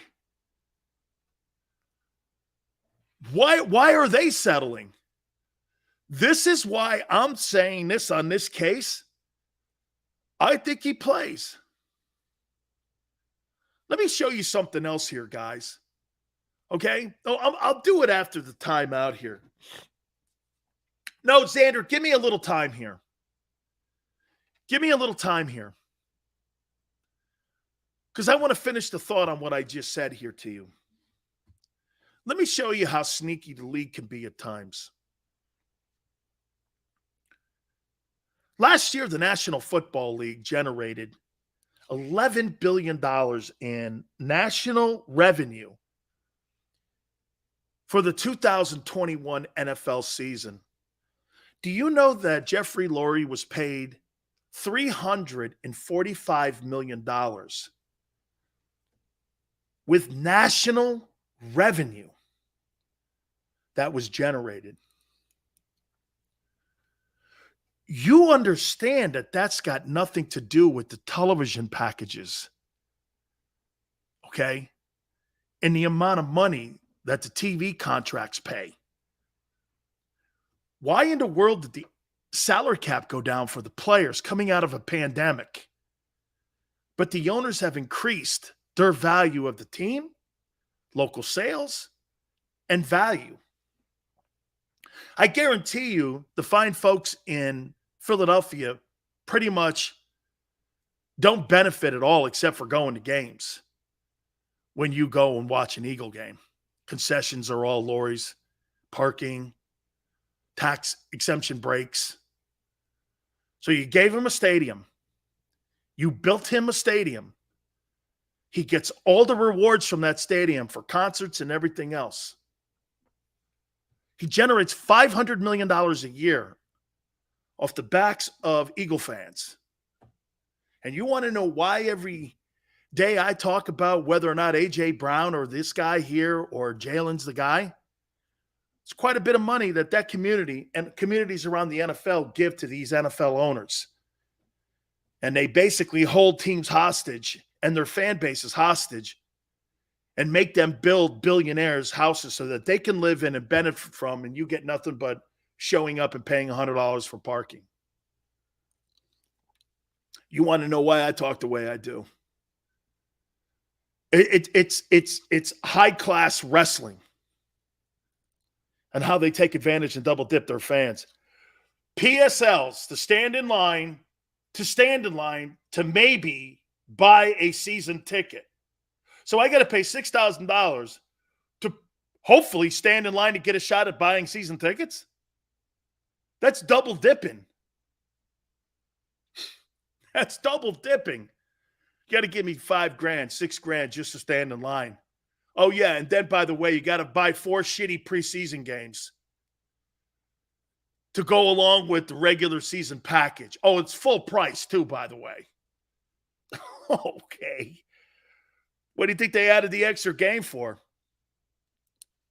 Well, because what? They like it? Right? I mean, it's a cash register. In national revenue, the league paid to every team $345 million. Not counting the TV packages. You're talking about $500 million a team. And you wonder why some teams don't spend the money. Look at Cincinnati. And you go like this. Wait a minute. Cincinnati makes $500 million a year? Yeah. Eagles make $500 million a year. The Eagles make $500 million a year in revenue.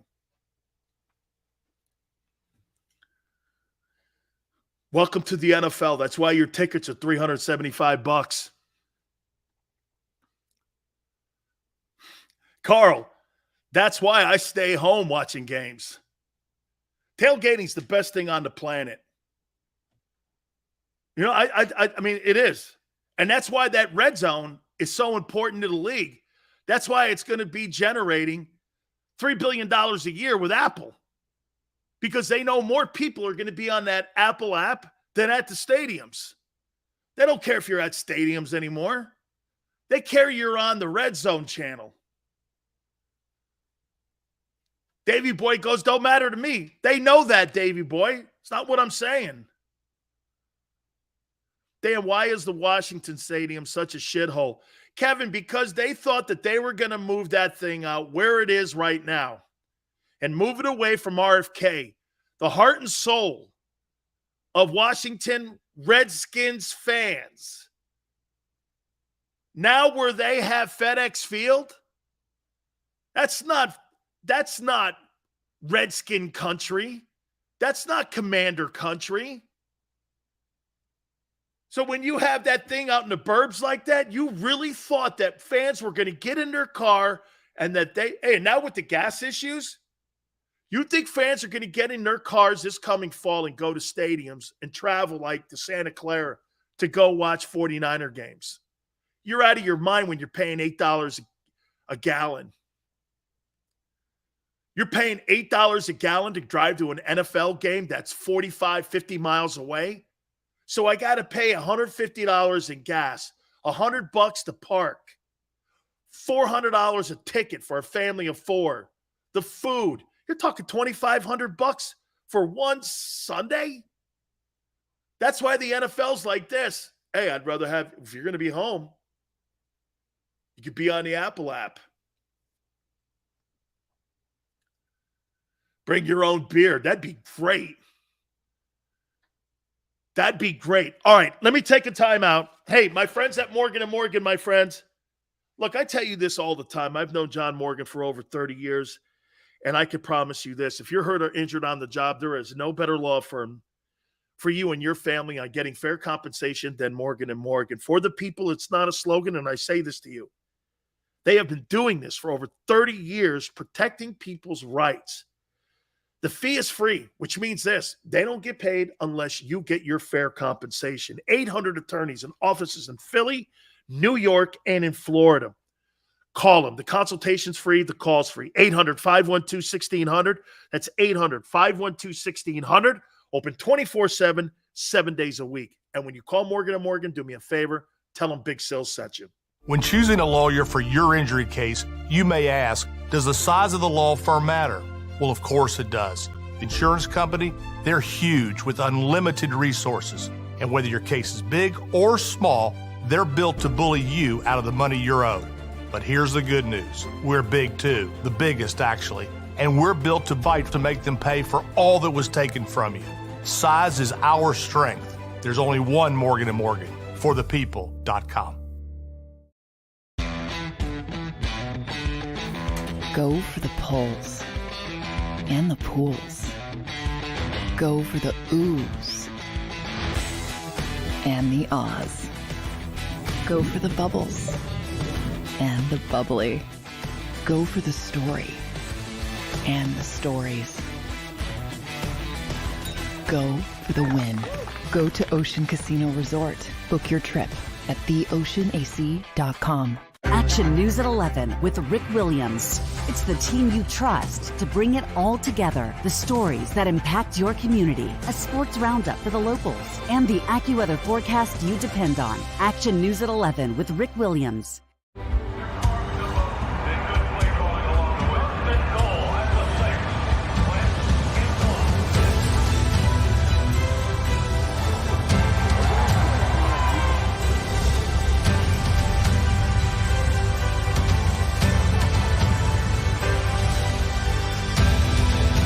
Field of life, First Trust Bank is there for you. Champions on three. 1, 2, 3. Because Philadelphia dreams deserve a Philadelphia bank.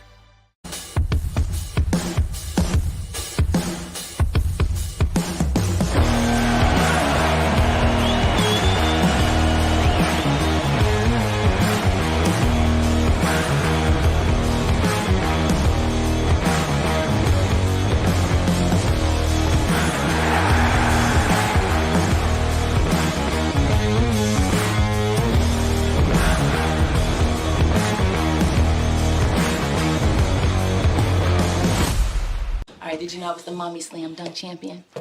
Really? Yes, really don't sound so surprised. Let's see it. Oh, you're ready. All right, here we go. Let's hear the crowd. So go to right, I go to left, fake a mom. Mama go up, mama! She did it. Again? You can't avoid gravity, but United Healthcare can help you avoid financial surprises by helping you compare costs and doctor quality ratings. United Healthcare. Uh-huh. Go for the pulls and the pools. Go for the oohs and the ahs. Go for the bubbles and the bubbly. Go for the story and the stories. Go for the win. Go to Ocean Casino Resort. Book your trip at theoceanac.com.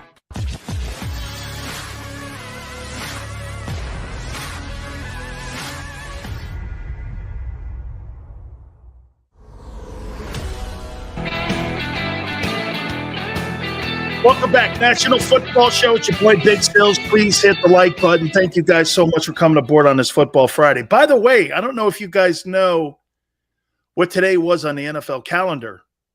Today was the last day that if you had franchise tagged somebody, that you could work on a long-term contract extension with a particular player. So like Orlando Brown and guys like that, I don't know if they've tagged him or not. Okay, but if you franchise tag, this was the last day that you could negotiate a long-term contract. Like the tight end in Miami, and I think the tight end in Dallas were also part of that conversation. And so today was tag day, right? Dalton Schultz is considered the 8th best tight end in the NFL. And if he's considered the 8th best tight end, that means he wants Kittle money, which means he wants 14.5. Now, if I'm not mistaken, little Dallas Cowboy, if I'm not mistaken, I think they tagged him, and I think the tag is $10 million. So they're $4 million away from that number. And I would say this to you about the Cowboys now. You know, Jerry found him in the 4th round, and there were 3 other tight ends that were taken in that 4th round. You got to give Jerry credit for this. Dalton Schultz has turned out to be a pretty damn good pass-catching tight end. And he's turned out to be a guy that's starting to move up the chain of the tight ends in the National Football League. And you're starting to see this guy. So you got to give it to Jerry. They found him in the 4th round. Bates also, too, with the Bengals, is also in that conversation. Because today was National Tag Day. So they franchise tagged Schultz $10 million. He's a pretty good football player. He is. He's a pretty good ball player. So, all right, please hit the like button again. Speaking of the Cowboys, I hate to do this to you, but there's now conversation going around that DK Metcalf going to the Cowboys. I mean, my problem with that is, where's Jerry getting the money? You got $18 million tapped on Zeke Elliott. You still got money hanging over your cap with Amari. Okay? Dak, you're paying $45 million to. Where are you getting the cash from? Is it going to be a restructure? Now, look, you can defer a lot of this money with the new collective bargaining agreement and these escalators now that have been put into these contracts. You see, the new contracts with the new CBA started really a year ago with these escalators. You can renegotiate once you trade and restructure a contract. Before, in years past, you couldn't do that.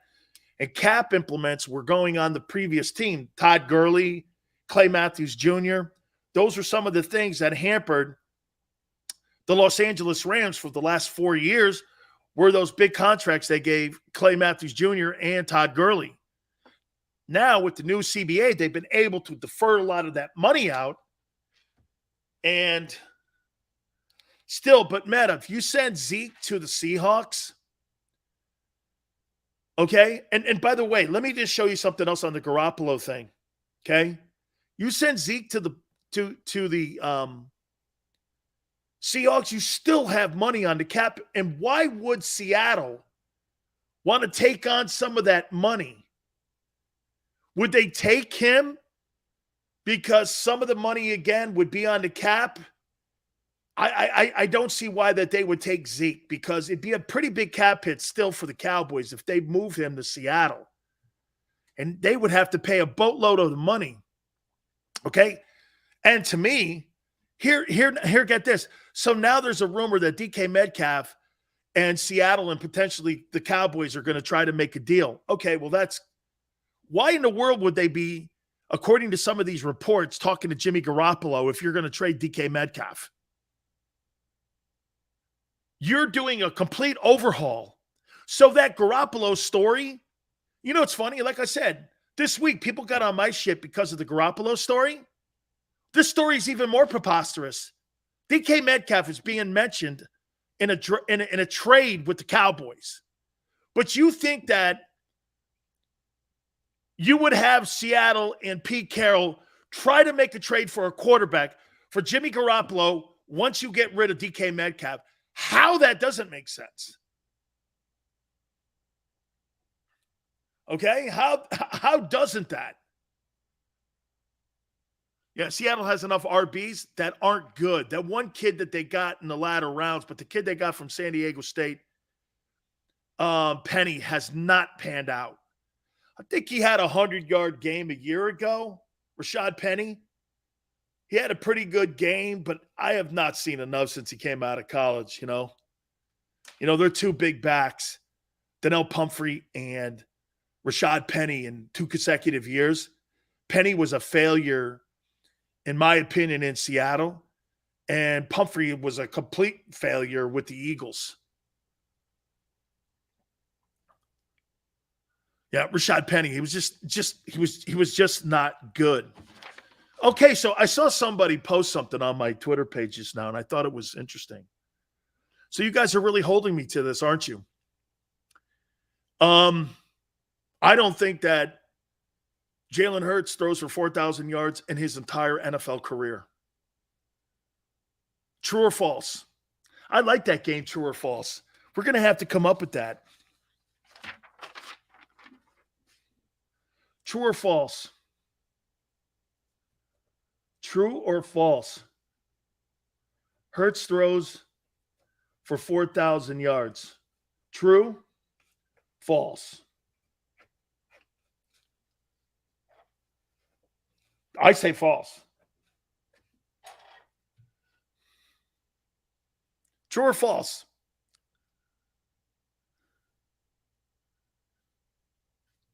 True.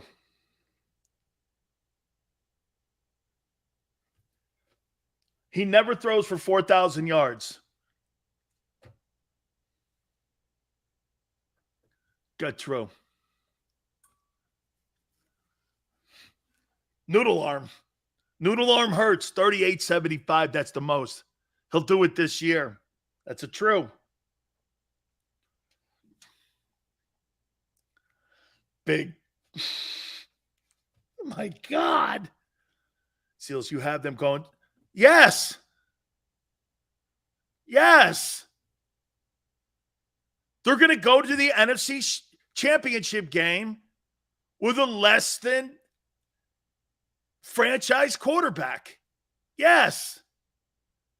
Yes, Carl. You've done it before. Oh, hey, wait a minute. Hey, Xander. If you had to win one ball game in Eagle history, would you pick Nick Foles or Jalen Hurts?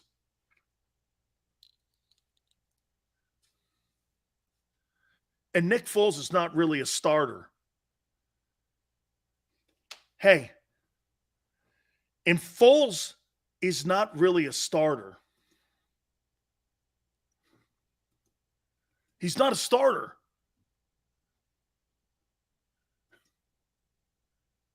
Nick won the biggest game in franchise history. Next question. That's Nick Foles. Foles, because he sees the field better. He's a scrub. The NFL sees Nick Foles as a scrub. Not me. Can't keep a job in Jacksonville. Can't keep a job in Chicago. Was he with the Rams too?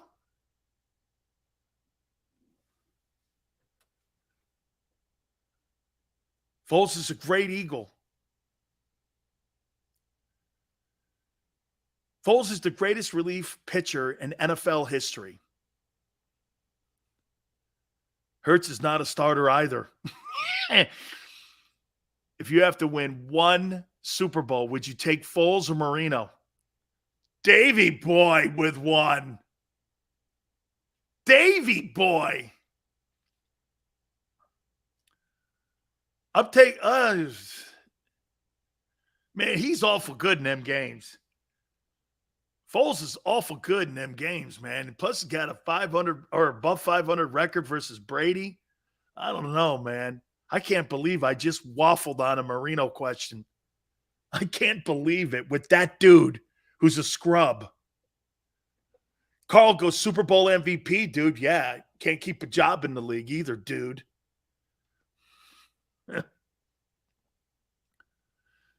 Joseph, tremendous comeback. Tremendous comeback. One of the greatest of all time. You can't keep a job in radio. Hey, tremendous comeback.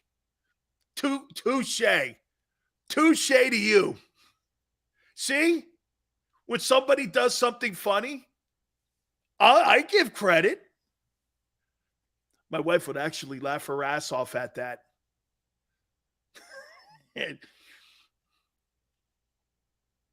Foles is 30-plus TDs and 2 picks 1 year.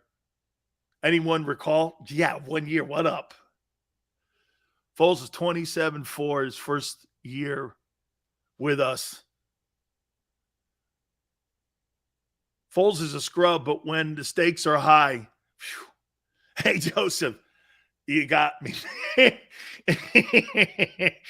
Hey, dude, believe me, I'm not like the rest of them dudes in your market, man, that blow you out. And I actually like that, man. I think that's funny. Kudos to you, dude.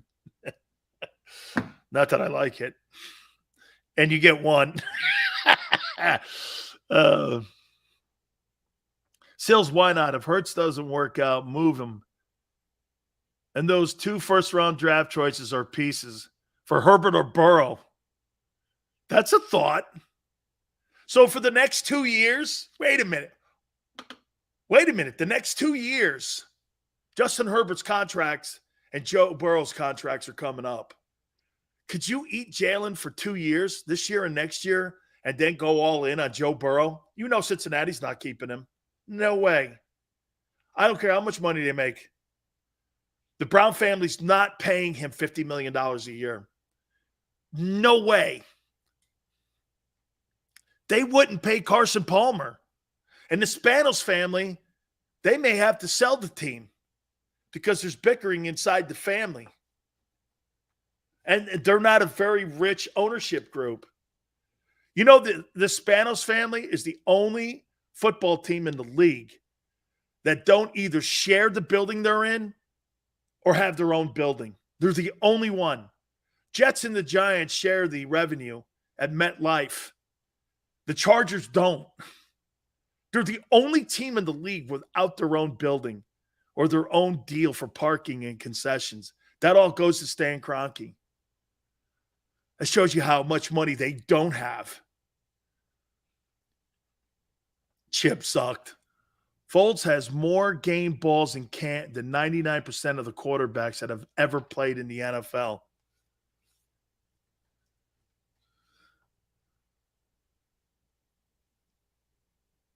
Burrow gonna slump this year. Yeah, okay. Keep telling yourself that. Joe Burrow, man. Hey, if you're the Eagles, I'll take Jalen 2 years. Hey, if you're going to tell me that Howie has a massive plan to go get Joe Burrow in 2 years, go Jalen. Hey, if I knew that there was a plan to go get Joe Burrow from the Bengals, go Jalen. Hey, wait a minute. That's what we need to do here. The push for Burrow. Go Jalen. Jalen. I'm now a Jalen Hurts fan, knowing full well that we're going to go try to go get Joe Burrow in 2 years. Hey, let's make a prayer here. Dear God, if Jalen Hurts plays decent this year and next year, would you give us the opportunity at least to get into the Joe Burrow sweepstakes? That's all I ask. Thank you so much, signed Eagle fans, and I'll have the best arm in the league. That would be spectacular. Why? Because that's what the Browns did. The Browns had the number 1 overall selection in the draft 4 years ago. They picked up his option. They were fully going to go into the 2022 season with Baker Mayfield as their quarterback, but when they could grade up, they did. They gave a guy with 24 assault allegations against them, $230 million in guaranteed cash. Gave him a raise, too, to come play in Cleveland.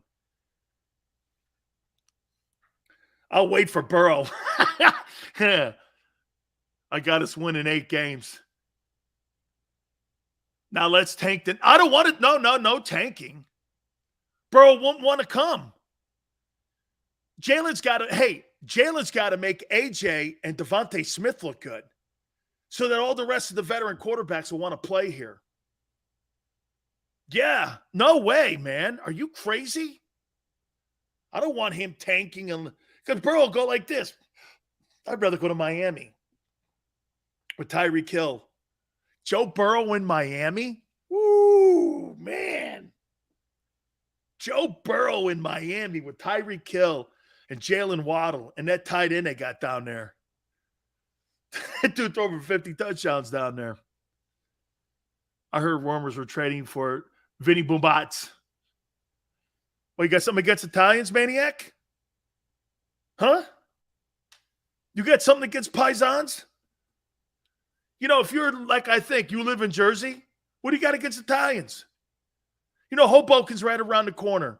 Home of the greatest paisan of all time. I'm ashamed of you.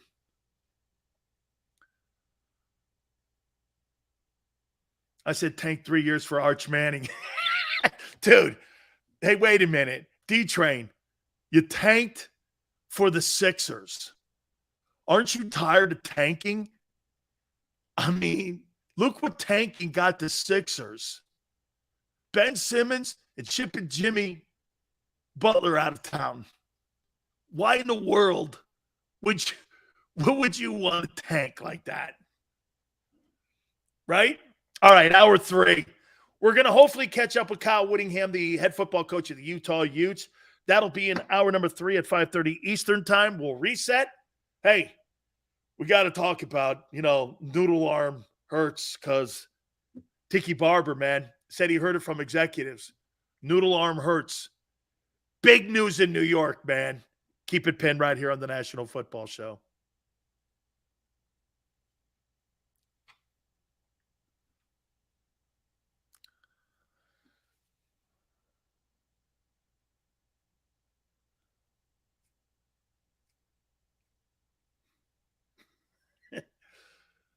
Keep it pinned here on the National Football Show. Go for the polls and the pools. Go for the oohs and the ahs. Go for the bubbles and the bubbly. Go for the story and the stories. Go for the win. Go to Ocean Casino Resort. Book your trip at theoceanac.com. Action News at 11 with Rick Williams. It's the team you trust to bring it all together. The stories that impact your community. A sports roundup for the locals. And the AccuWeather forecast you depend on. Action News at 11 with Rick Williams.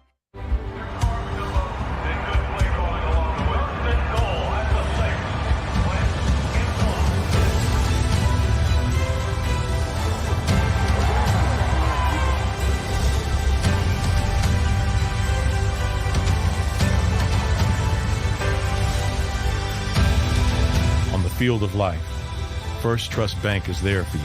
Champions on 3. 1, 2, 3. Because Philadelphia dreams deserve a Philadelphia bank.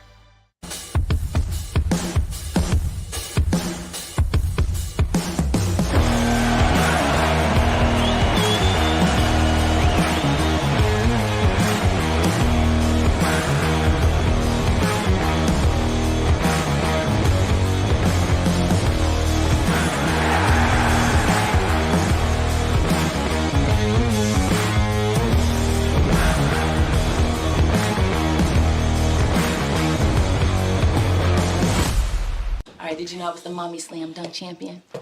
Really? Yes, really don't sound so surprised. Let's see it. Oh, you're ready. All right, here we go. Let's hear the crowd. So go to right, I go to left, fake a mom. Mama go up. She did it. Again? You can't avoid gravity, but United Healthcare can help you avoid financial surprises by helping you compare costs and doctor quality ratings. United Healthcare. Uh-huh. Go for the pulls and the pools. Go for the oohs and the ahs. Go for the bubbles and the bubbly. Go for the story and the stories. Go for the win. Go to Ocean Casino Resort. Book your trip at theoceanac.com.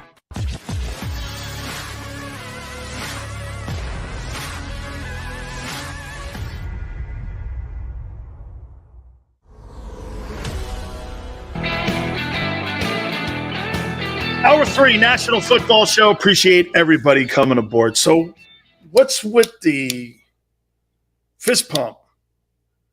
The Saudi dictator and Joe Biden.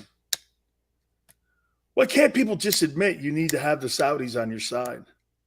Yeah, but Sills, they dropped that. Yeah, I know. But you got to work with everybody you hate, too. Especially when you got that gig. You got to work with people you hate.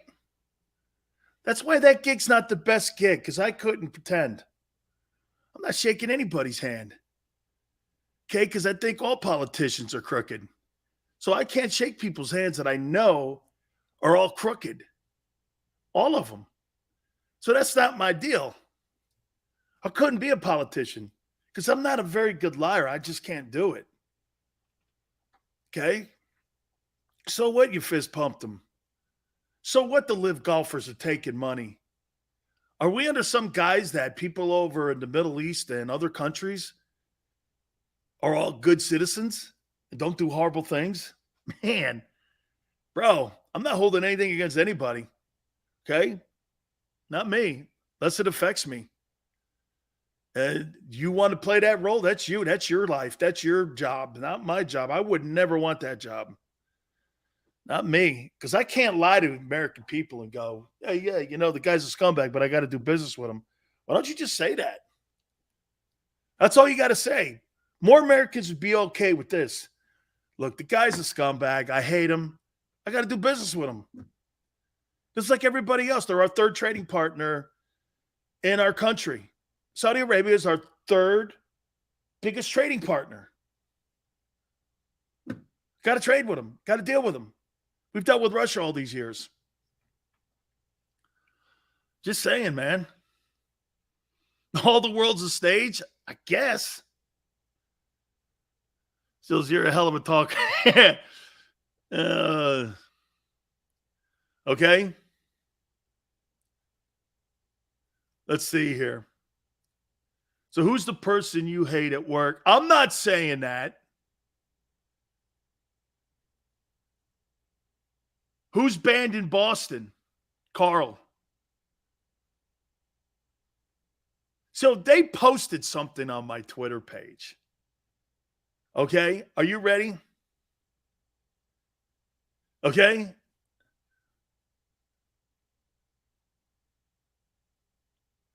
Big Sills. Just be honest. I respect you more than you are honest. I'm not sure what that means. Apathy is the reason why our politicians are corrupt. Drop the gas price. Smack them on the... Yeah. Nick Foles did it already, so of course everyone's going to say Foles. Nick's not a scrub. He's not an NFL starter. He's not. Smitty is an outside the numbers boundary receiver only at this stage of his career. Seals, admit you're a Giants fan and we'll respect you more. Well, I do have a little Giant allegiance because of Robustelli. I wouldn't say I root for them, though, to win ball games. I wouldn't say I sit there and check the Giants out on Sundays. No, I can't do that. Davey boy, I would say this to you, that I don't really tune in to watch Giant games. And the only time I tuned in to watch Giant games is when Lawrence Taylor was playing. Okay? So I would say yeah. I don't know. I wouldn't say that I watch New York Giant games on Sunday.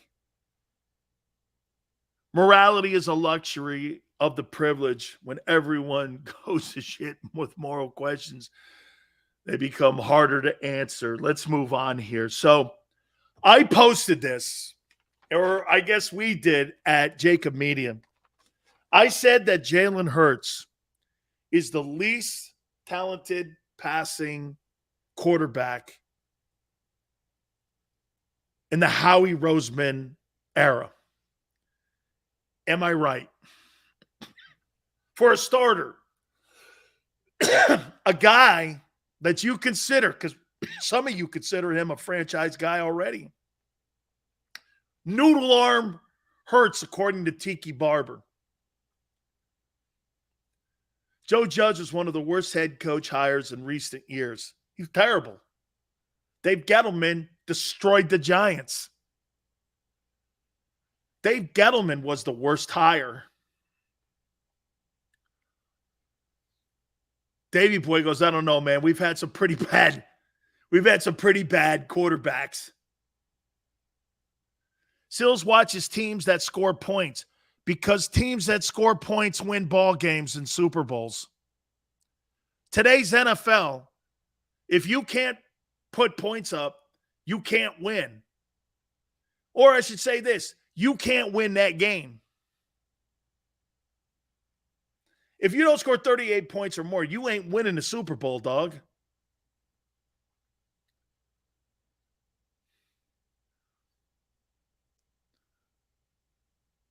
Depends who the coaching staff is. So Bill Belichick's coaching staff with Josh McDaniel and Mac Jones did as good as they could possibly do, don't you think? Get into a playoff, turning the thing around from a year ago where they were underwater. Hurts is a 16 to 22 ranked quarterback in terms of passing ability. That's about right, Paul. He's around in there. That sounds right. 16-22.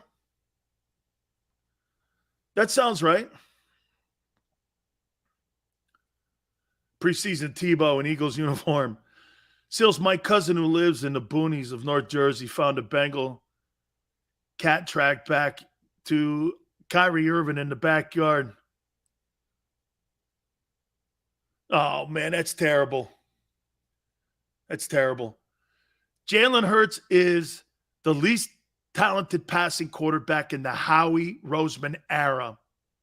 Is this possible? Entrepreneur 215. Yeah. He's not very talented at throwing the ball. Never has been, really. Well, Oklahoma. Nobody plays defense in that conference. Smiles says that Howie is finalizing Sirianni's place for the Detroit game. Watch out. That smile, that's terrible. Who cares? Giants suck. Hey, I don't care either, Christopher. The Giants do suck. Worst era of football in New York Giant history is what we're watching right now. Eric says, but Hurts is still the most exciting since Randall. Not at all, man. I don't tune him on If I wasn't covering the Eagles, I wouldn't be watching Eagle games. It's not exciting. You think he's Vic? That's exciting. Vic is exciting. Okay, watching Michael Vick play, Jesus, you couldn't take your eyes off him. I don't see the same thing at that. Not at all, actually. When I watch Lamar Jackson, how many times did I tell you that Xander goes like this to me? Dude, what's up with that guy in Baltimore, man? He is something else. When he beat Kansas City last year, shit, we were like this. Wow. There's not one game I've said this about Jalen Hurts. Wow.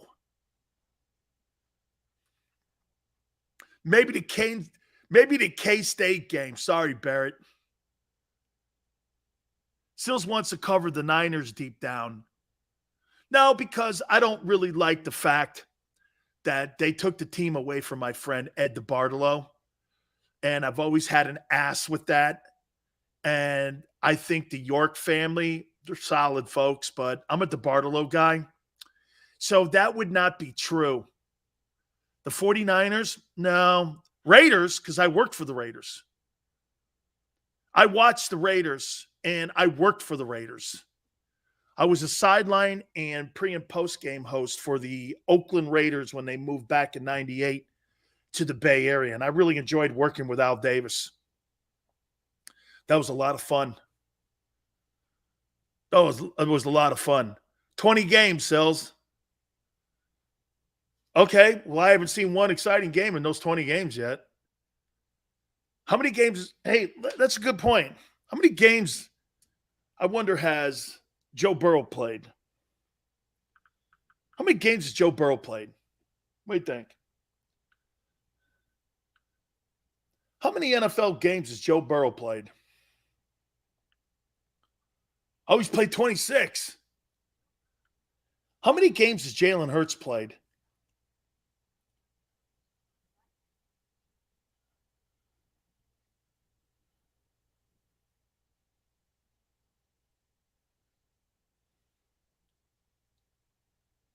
So he's played in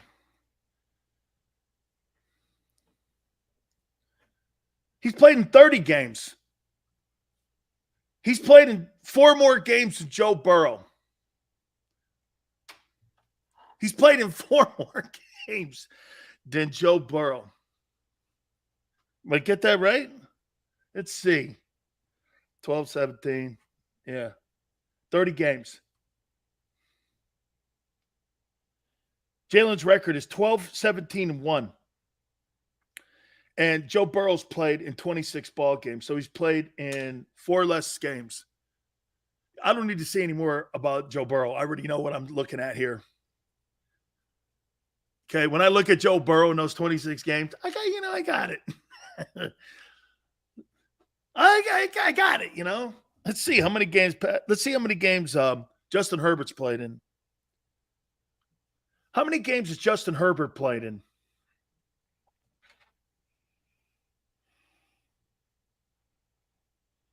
$32.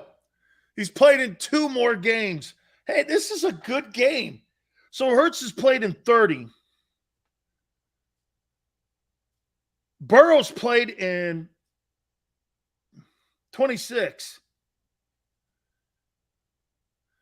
Herbert's played in 32.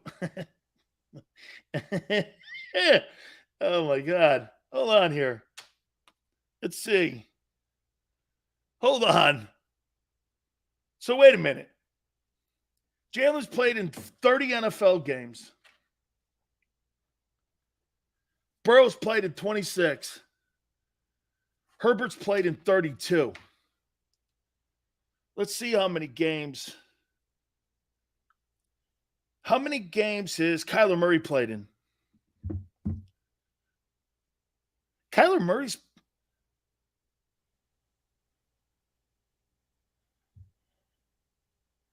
Wow, he's played in 49 games already. And I'm still kind of suspect on him. Well, that's not what they're saying here. They're saying that Jalen Hurts' record is 12-17 and 12 and 17. Jalen Hurts stats.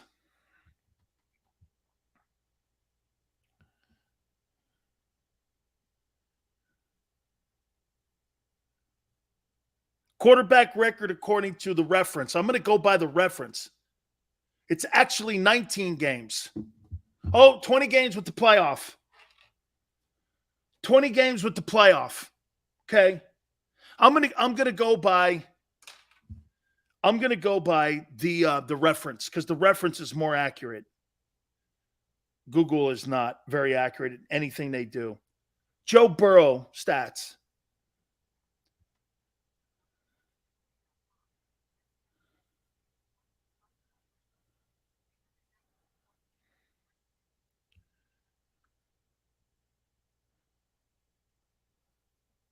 Joe Burrow stats.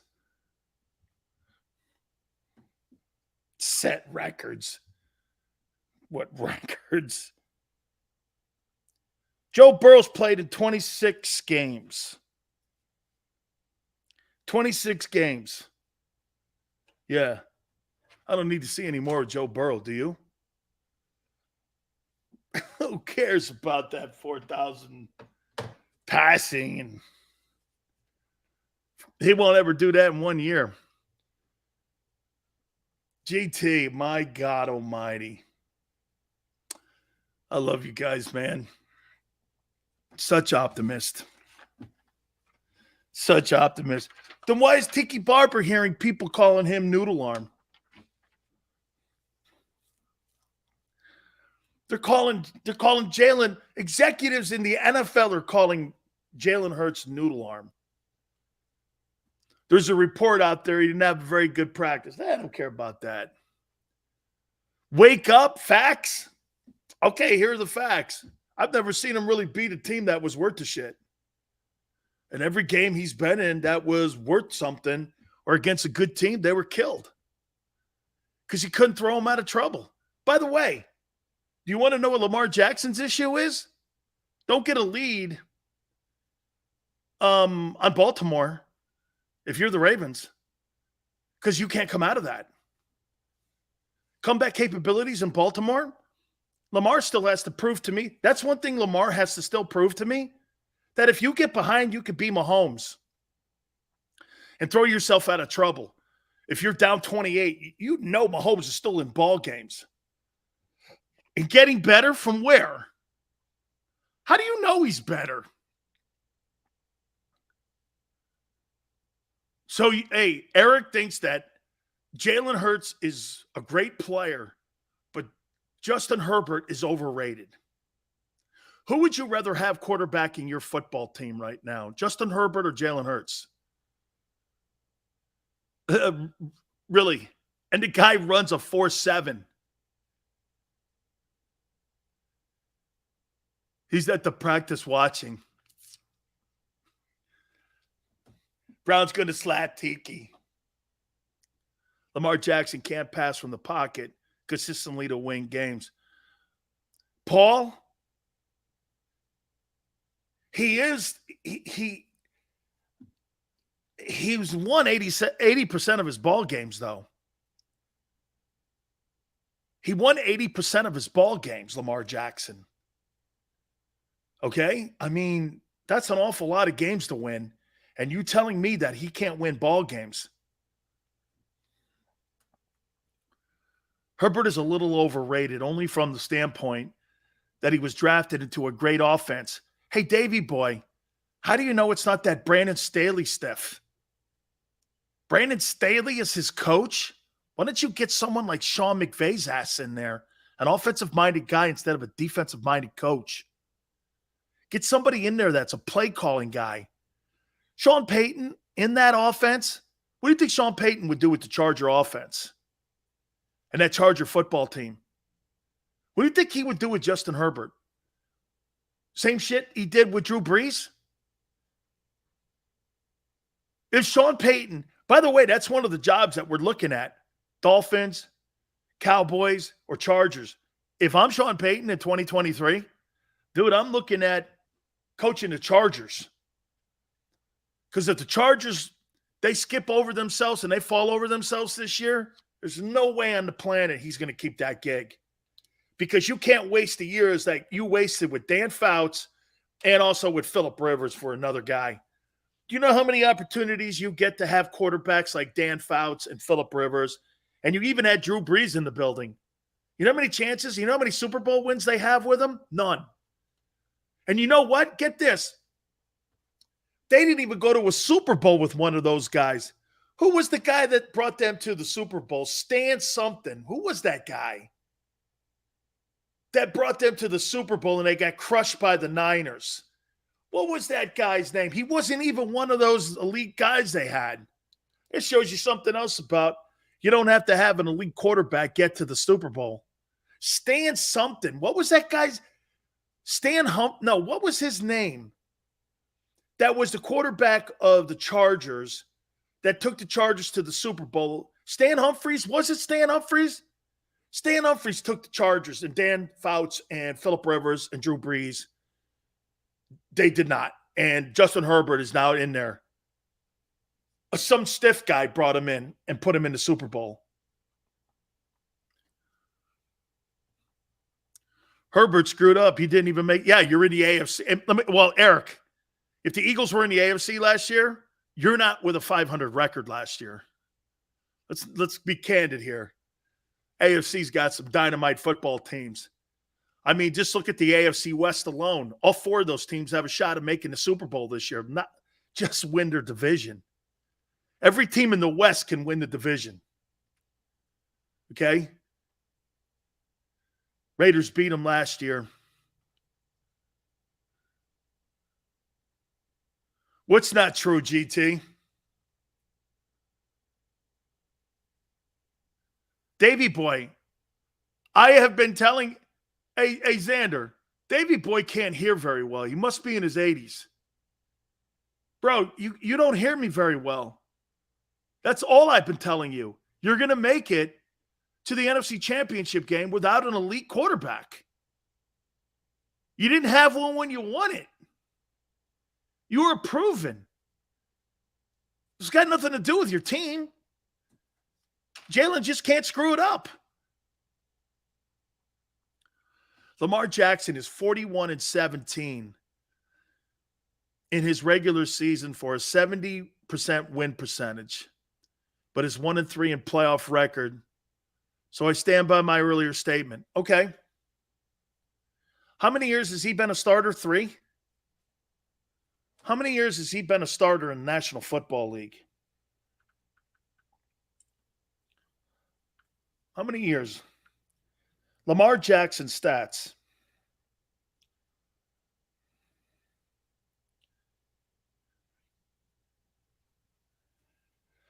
Back end of 18 and 3 full seasons he started as a starting quarterback. If I'm not mistaken, with his 6-1 quarterback record in 2018, that's when he took over for Flacco. Inside of that process, he's led the NFL in passing touchdowns. He's won a unanimous Most Valuable Player award. He's rushed, because some of you think that's a big deal. He's rushed for almost 700 yards, 1,200 yards, 1,000 yards. Man, that's pretty damn impressive. It really is. Pretty damn impressive. Tell you what, let's switch up a little bit here. Let me say this to you. College football is going to be one of the greatest watches on the planet this year. I can't wait. I can't wait to see what and how college football shakes out. It's one of my favorite things. And I'll tell you one more thing about the college game. I have more love for the fact that I played at the University of Miami and other players that have played at colleges, and they support their college more so when you get older than you do about the pro team that you played for. Cowboys or Buccaneers or whomever, the Lions that I played for. It always goes back to my college. And I got to tell you, man, I mean, to see what's happening to college football and to hear all these men that are in charge of these programs, like my friend Kyle Whittingham, who's a head football coach of the Utah Utes, I can promise you this, when you have a head football coach like Kyle Whittingham. You know it's in good hands, and he joins us right now here on the National Football Show. Coach, I appreciate it. Here we are doing it again. Yes, sir. Good to be back on. I appreciate that. Coach, thank you so much for finding time. Coach, right out of the gate, let me ask you, you're the perfect person to talk to for this because you have taken your Utah program, correct me if I'm wrong, Coach, from 2 other conferences and levels of strength where they were, and you took this Utah program to the Pac-12. How do you see college football, the Pac-12, and what's happening now? How will it affect your program? Do you like the angle that it's going? I know a lot of questions here, but you've been on this great journey. Give me what you're sensing right now with college football. Yeah, well, I think college football, as we've known it for through the years, is changing right before our eyes. I don't think it's ever going to be the same. I think it's inevitable. The super conferences are going to form and be in place next 2, 3, 4 years. With that, their own playoff system, a playoff among those super conferences, and I just don't see any way around it. So, like it, hate it, whatever, it's going to happen, in my opinion, and is already happening, as obviously. And when all the dust settles and everything finally gets settled in, it should be interesting to see what the setup is and who makes the cut for those super conferences, who doesn't. And that's everything. That's what's yet to be determined, is which side of that line in the sand that's going to be drawn that you're going to end up on. Coach, are you a fan of the direction of college football right now? Well, like I said, it doesn't really matter. Doesn't really matter, right? Yeah, I'm a traditionalist. I hate to see what we had in place for so many years just completely get dissolved. Now, that being said, I believe the players with the NIL piece that's in place now and some things they're getting, I think that's a positive because I think they deserve it. But and I guess you can't have your cake and eat it too. But it's going to be a more resembling a NFL minor league than what we're used to, for the last 30, 40, 50 years. Coach, how has NIL affected recruiting for you? Oh, it's had a tremendous effect going forward. Didn't really affect the last class that we signed, the kids that are coming in that are here right now, getting ready for our 22 season. But the 23 class is impacted by it, and I think it's going to become more and more prevalent. And down the road, you're probably going to be able to take the 25 teams in the country with the biggest pots of NIL money, and it'll mirror the top 25, on the field. I mean, it's going to become that type of a situation where you're going to buy your roster essentially, and that's just where it's going. I don't see any way around that. Wow, man. I never thought I would say this to a coach like yourself, but I mean, you think college programs, and not to name anybody, Coach, because you just said it's becoming the lay of the land here a little bit. So you think you're seeing college programs, and I won't say head coaches because I don't think it's just head coaches. I think it's boosters. It's everybody. It's community people that are all involved with these particular programs. But you think that some of these programs are buying rosters? Well, it's legal. I mean, from what I can gather. I mean, yeah, I'm trying to be as gentle, Coach. Yeah. I can't even believe I'm saying this to you. I'm not trying to be accusatory or right. say somebody is doing something that's out of line, because with NIL, you work it so the boosters and the companies and so forth, they're the ones that are making the deals with the kids, and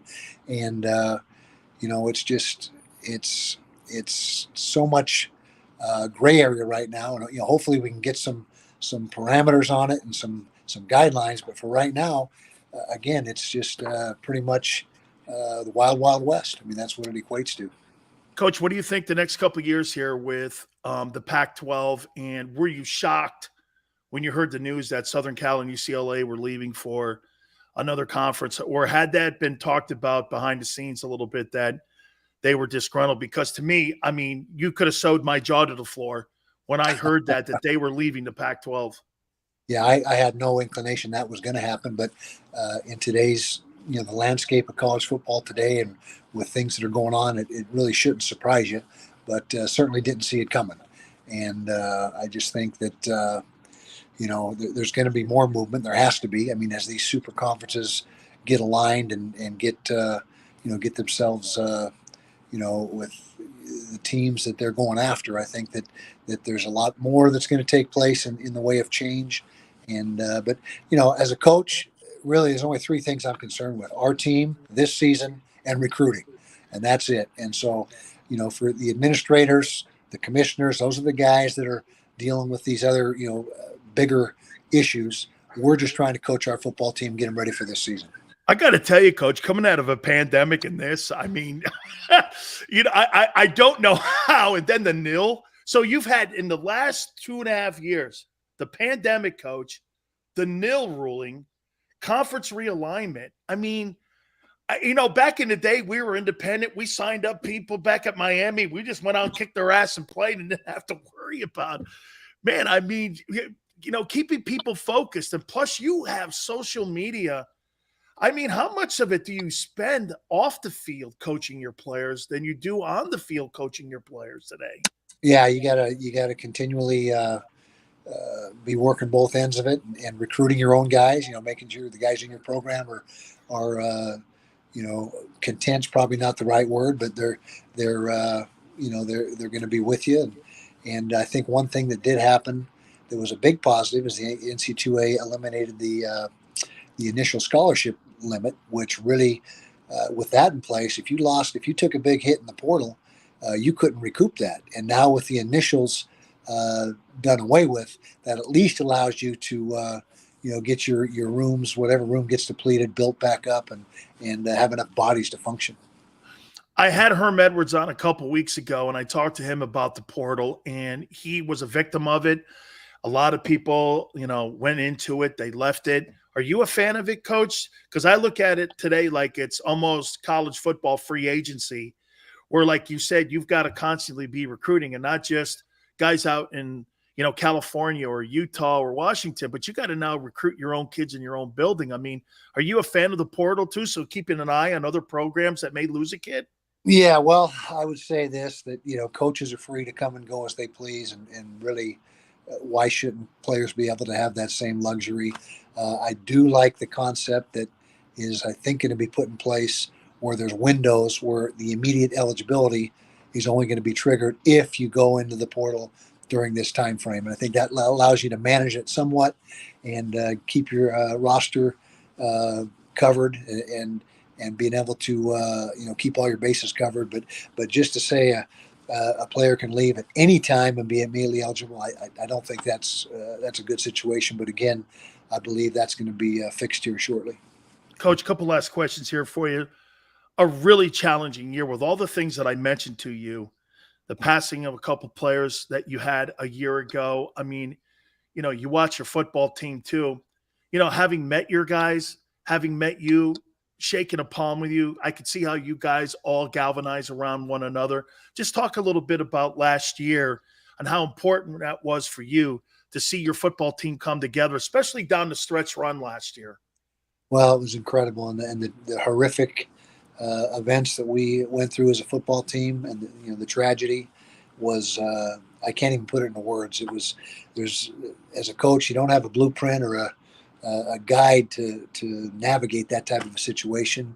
And fortunately and thankfully, our leadership on our football team, just as you said, galvanized and really use that as a rallying cry for our team and wanting to honor those young men that we lost.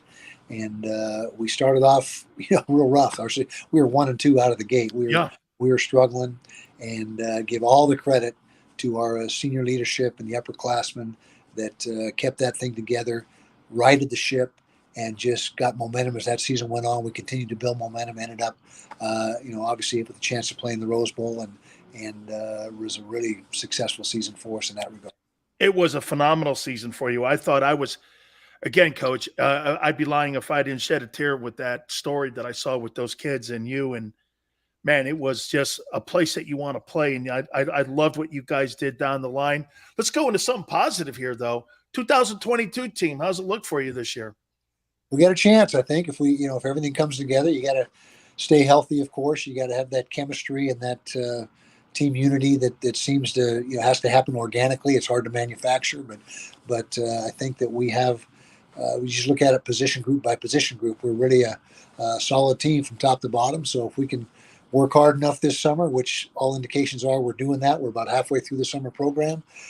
Have a great fall camp, and we got to come out of the gate smoking. We got to go down to the swamp September 3rd and play the Florida Gators, right? First ball game. And so there's no easing into the season. We got to be ready to go right out of the gate.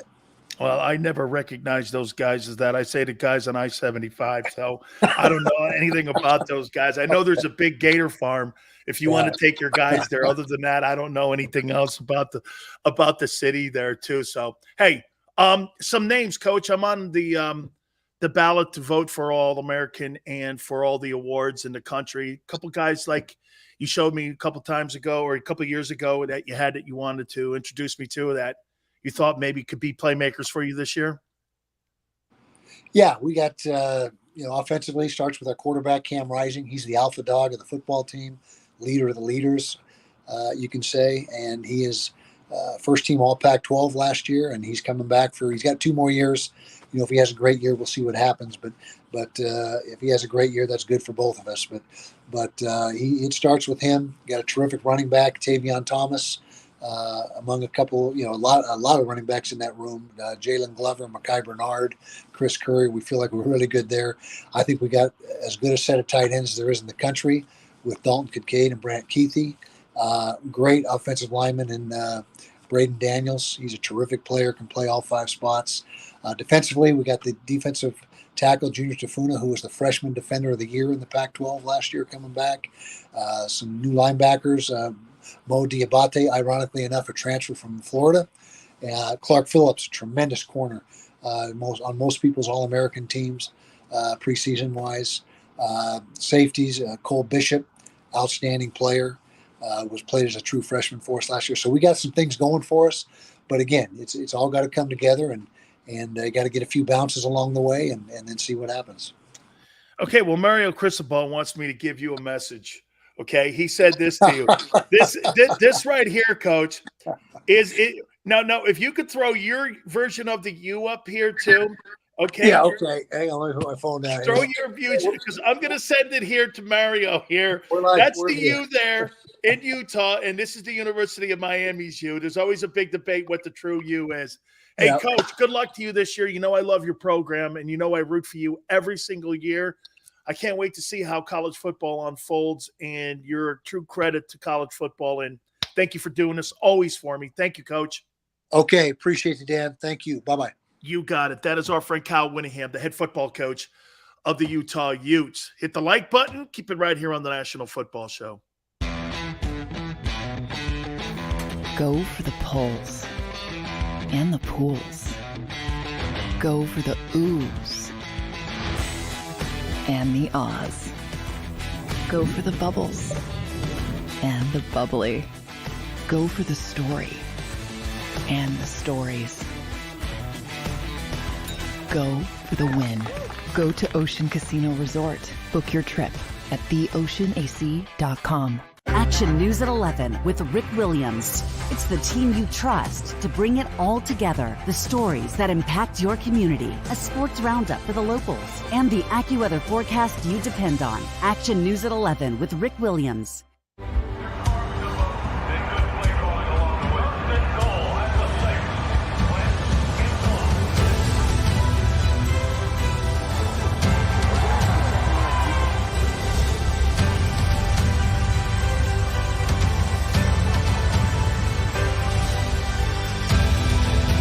Field of life, First Trust Bank is there for you. Champions on 3. 1, 2, 3. Because Philadelphia dreams deserve a Philadelphia bank.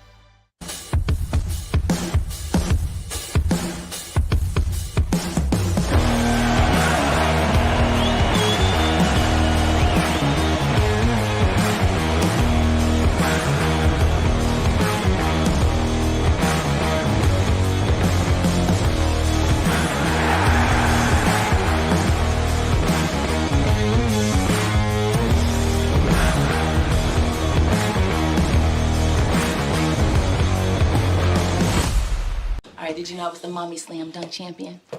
Really? Yes, really don't sound so surprised. Let's see it. Oh, you're ready. All right, here we go. Let's hear the crowd. So go to right, I go to left, got fake a mom. Mama go up, mama! She did it.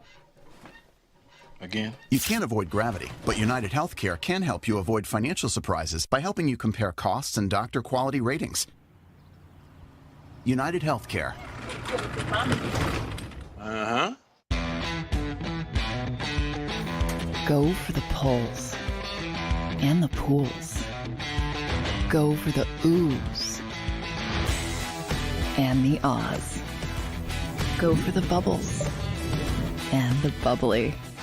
Go for the story and the stories. Go for the win. Go to Ocean Casino Resort. Book your trip at theoceanac.com.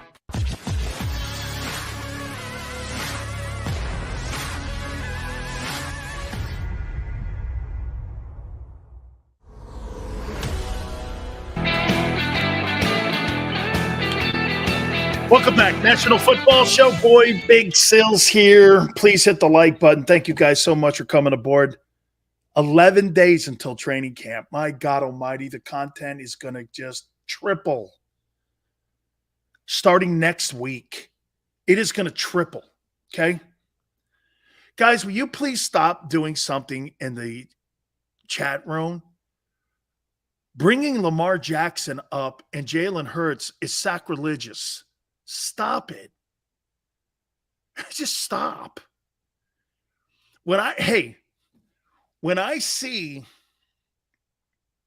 Lamar Jackson standing next to Jalen Hurts, I look at Sierra. And then over on the other side, I'm looking at Edith Bunker. I don't even know if you guys know who that is. Okay? I'm Sierra, Edith Bunker. Come on, man. What are you, crazy? What are you looking at? You're out of your mind.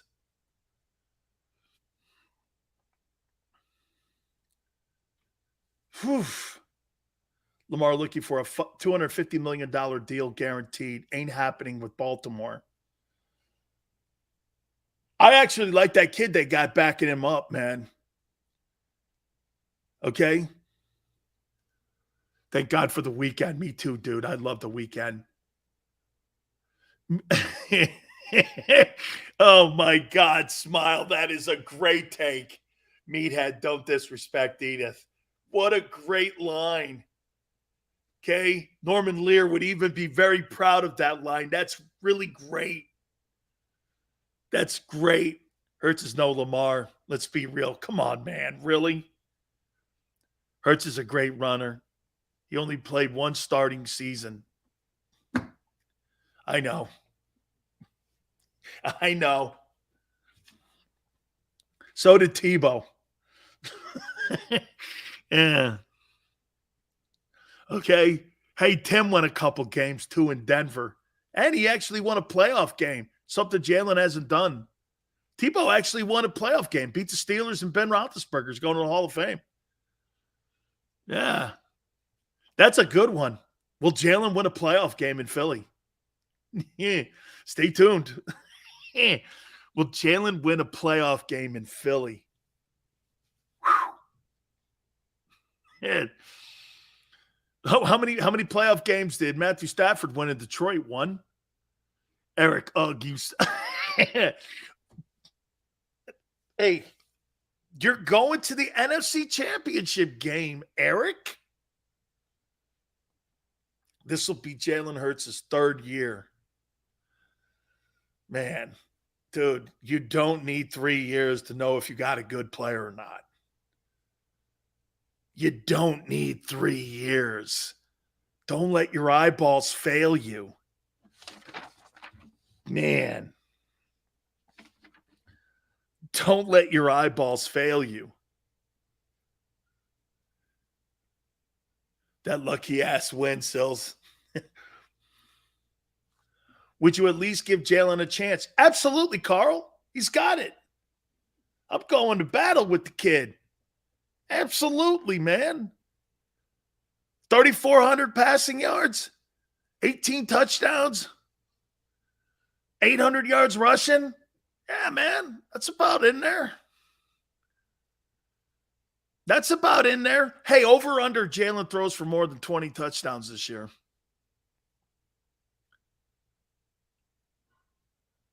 Five-star says Big Sills Hurts has better numbers. Well, his first year he had 7 starts, and he was 6-1 in those starts. Then he went 14-2. He was 20-3 in his first 2 years starting in Baltimore, or a year and a half. What are you talking about? He was 20-3.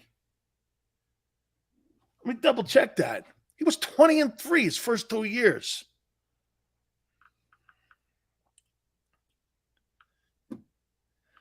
Lamar Jackson stats. Lamar Jackson stats.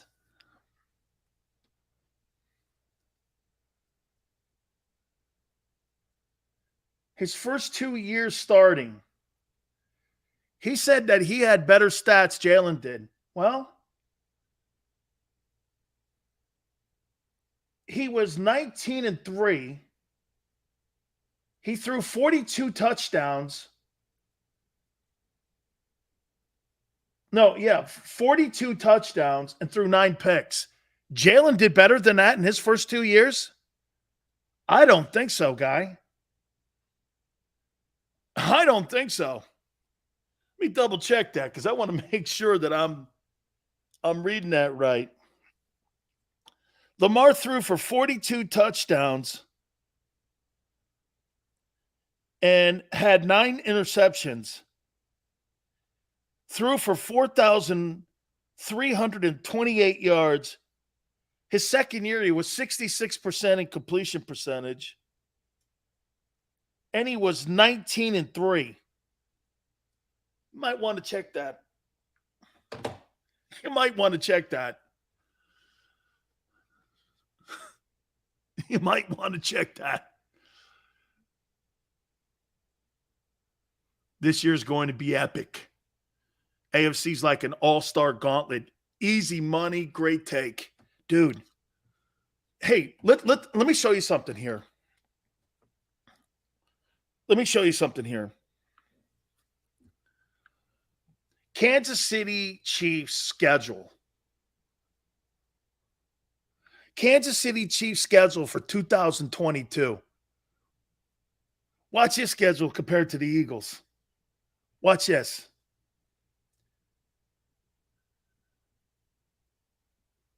You got Arizona, first game of the year, at Glendale. Then you got the Chargers. Then you got the Colts.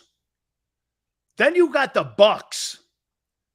Then you got the Raiders. Then you got the Bills. Then you got the 49ers, and you got a bye. Look at that.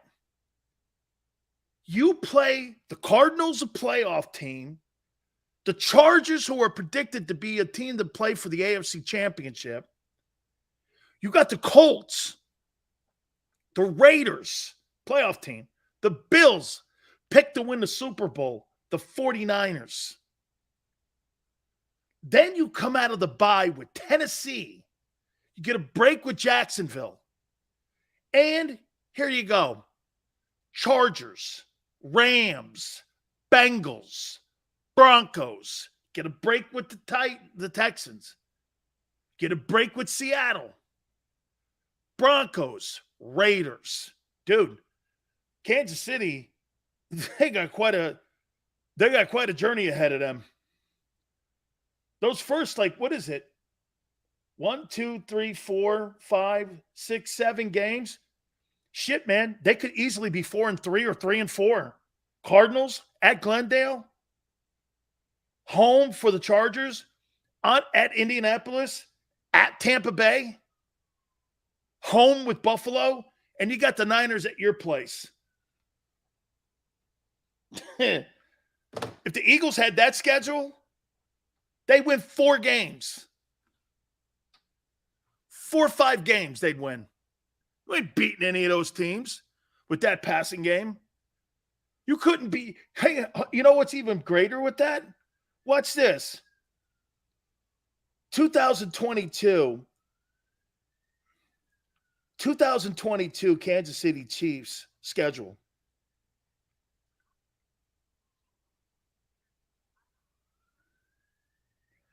Let's just do this.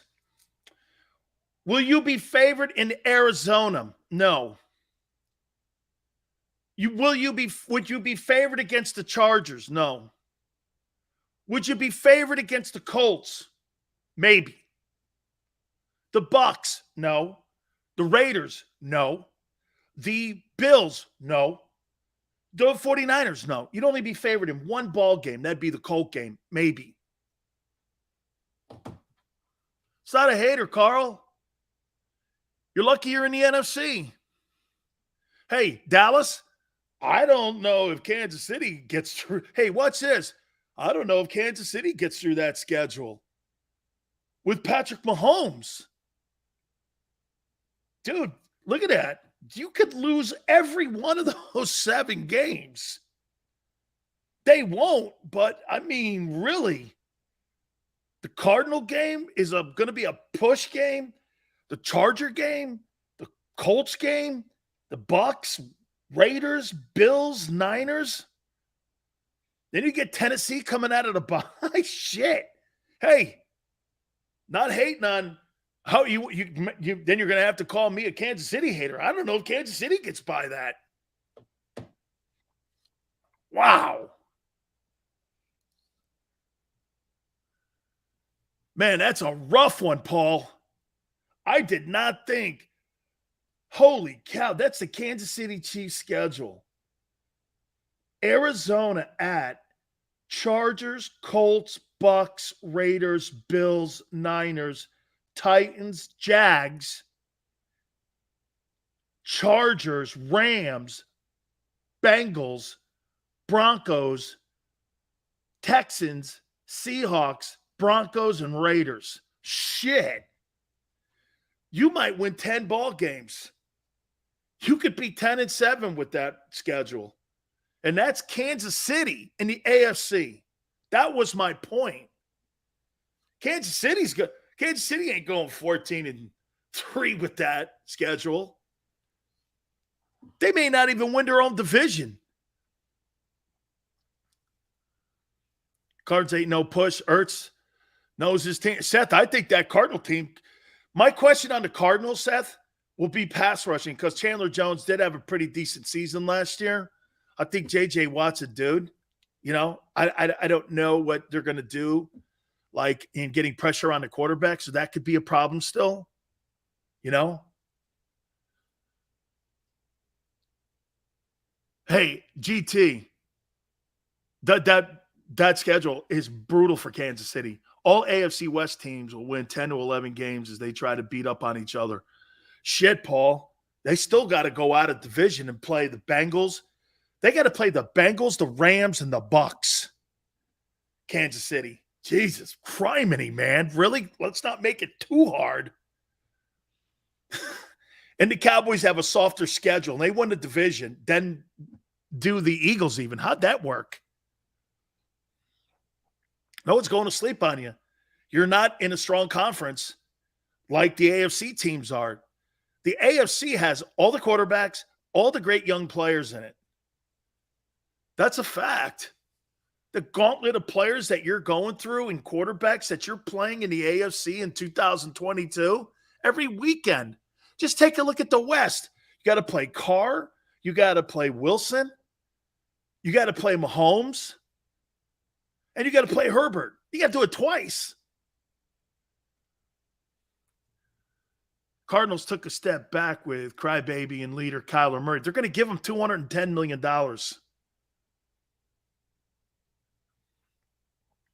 If you're a good team, you want to play the best. It does get you ready for the postseason. I do too, Dallas. I think Philly wins the division. I think they win the NFC East. Smile, peace, man. I appreciate everybody coming aboard. Make sure you have no plans this weekend, because no plans are great plans. Till Monday, man, 11 days away from the start of training camp. Can't get any better than this. A lot of stuff to hit on. I appreciate everybody coming aboard this week. Thank you so much. We'll see you Monday going 3 to 6 Eastern, and we'll see you on the flip side.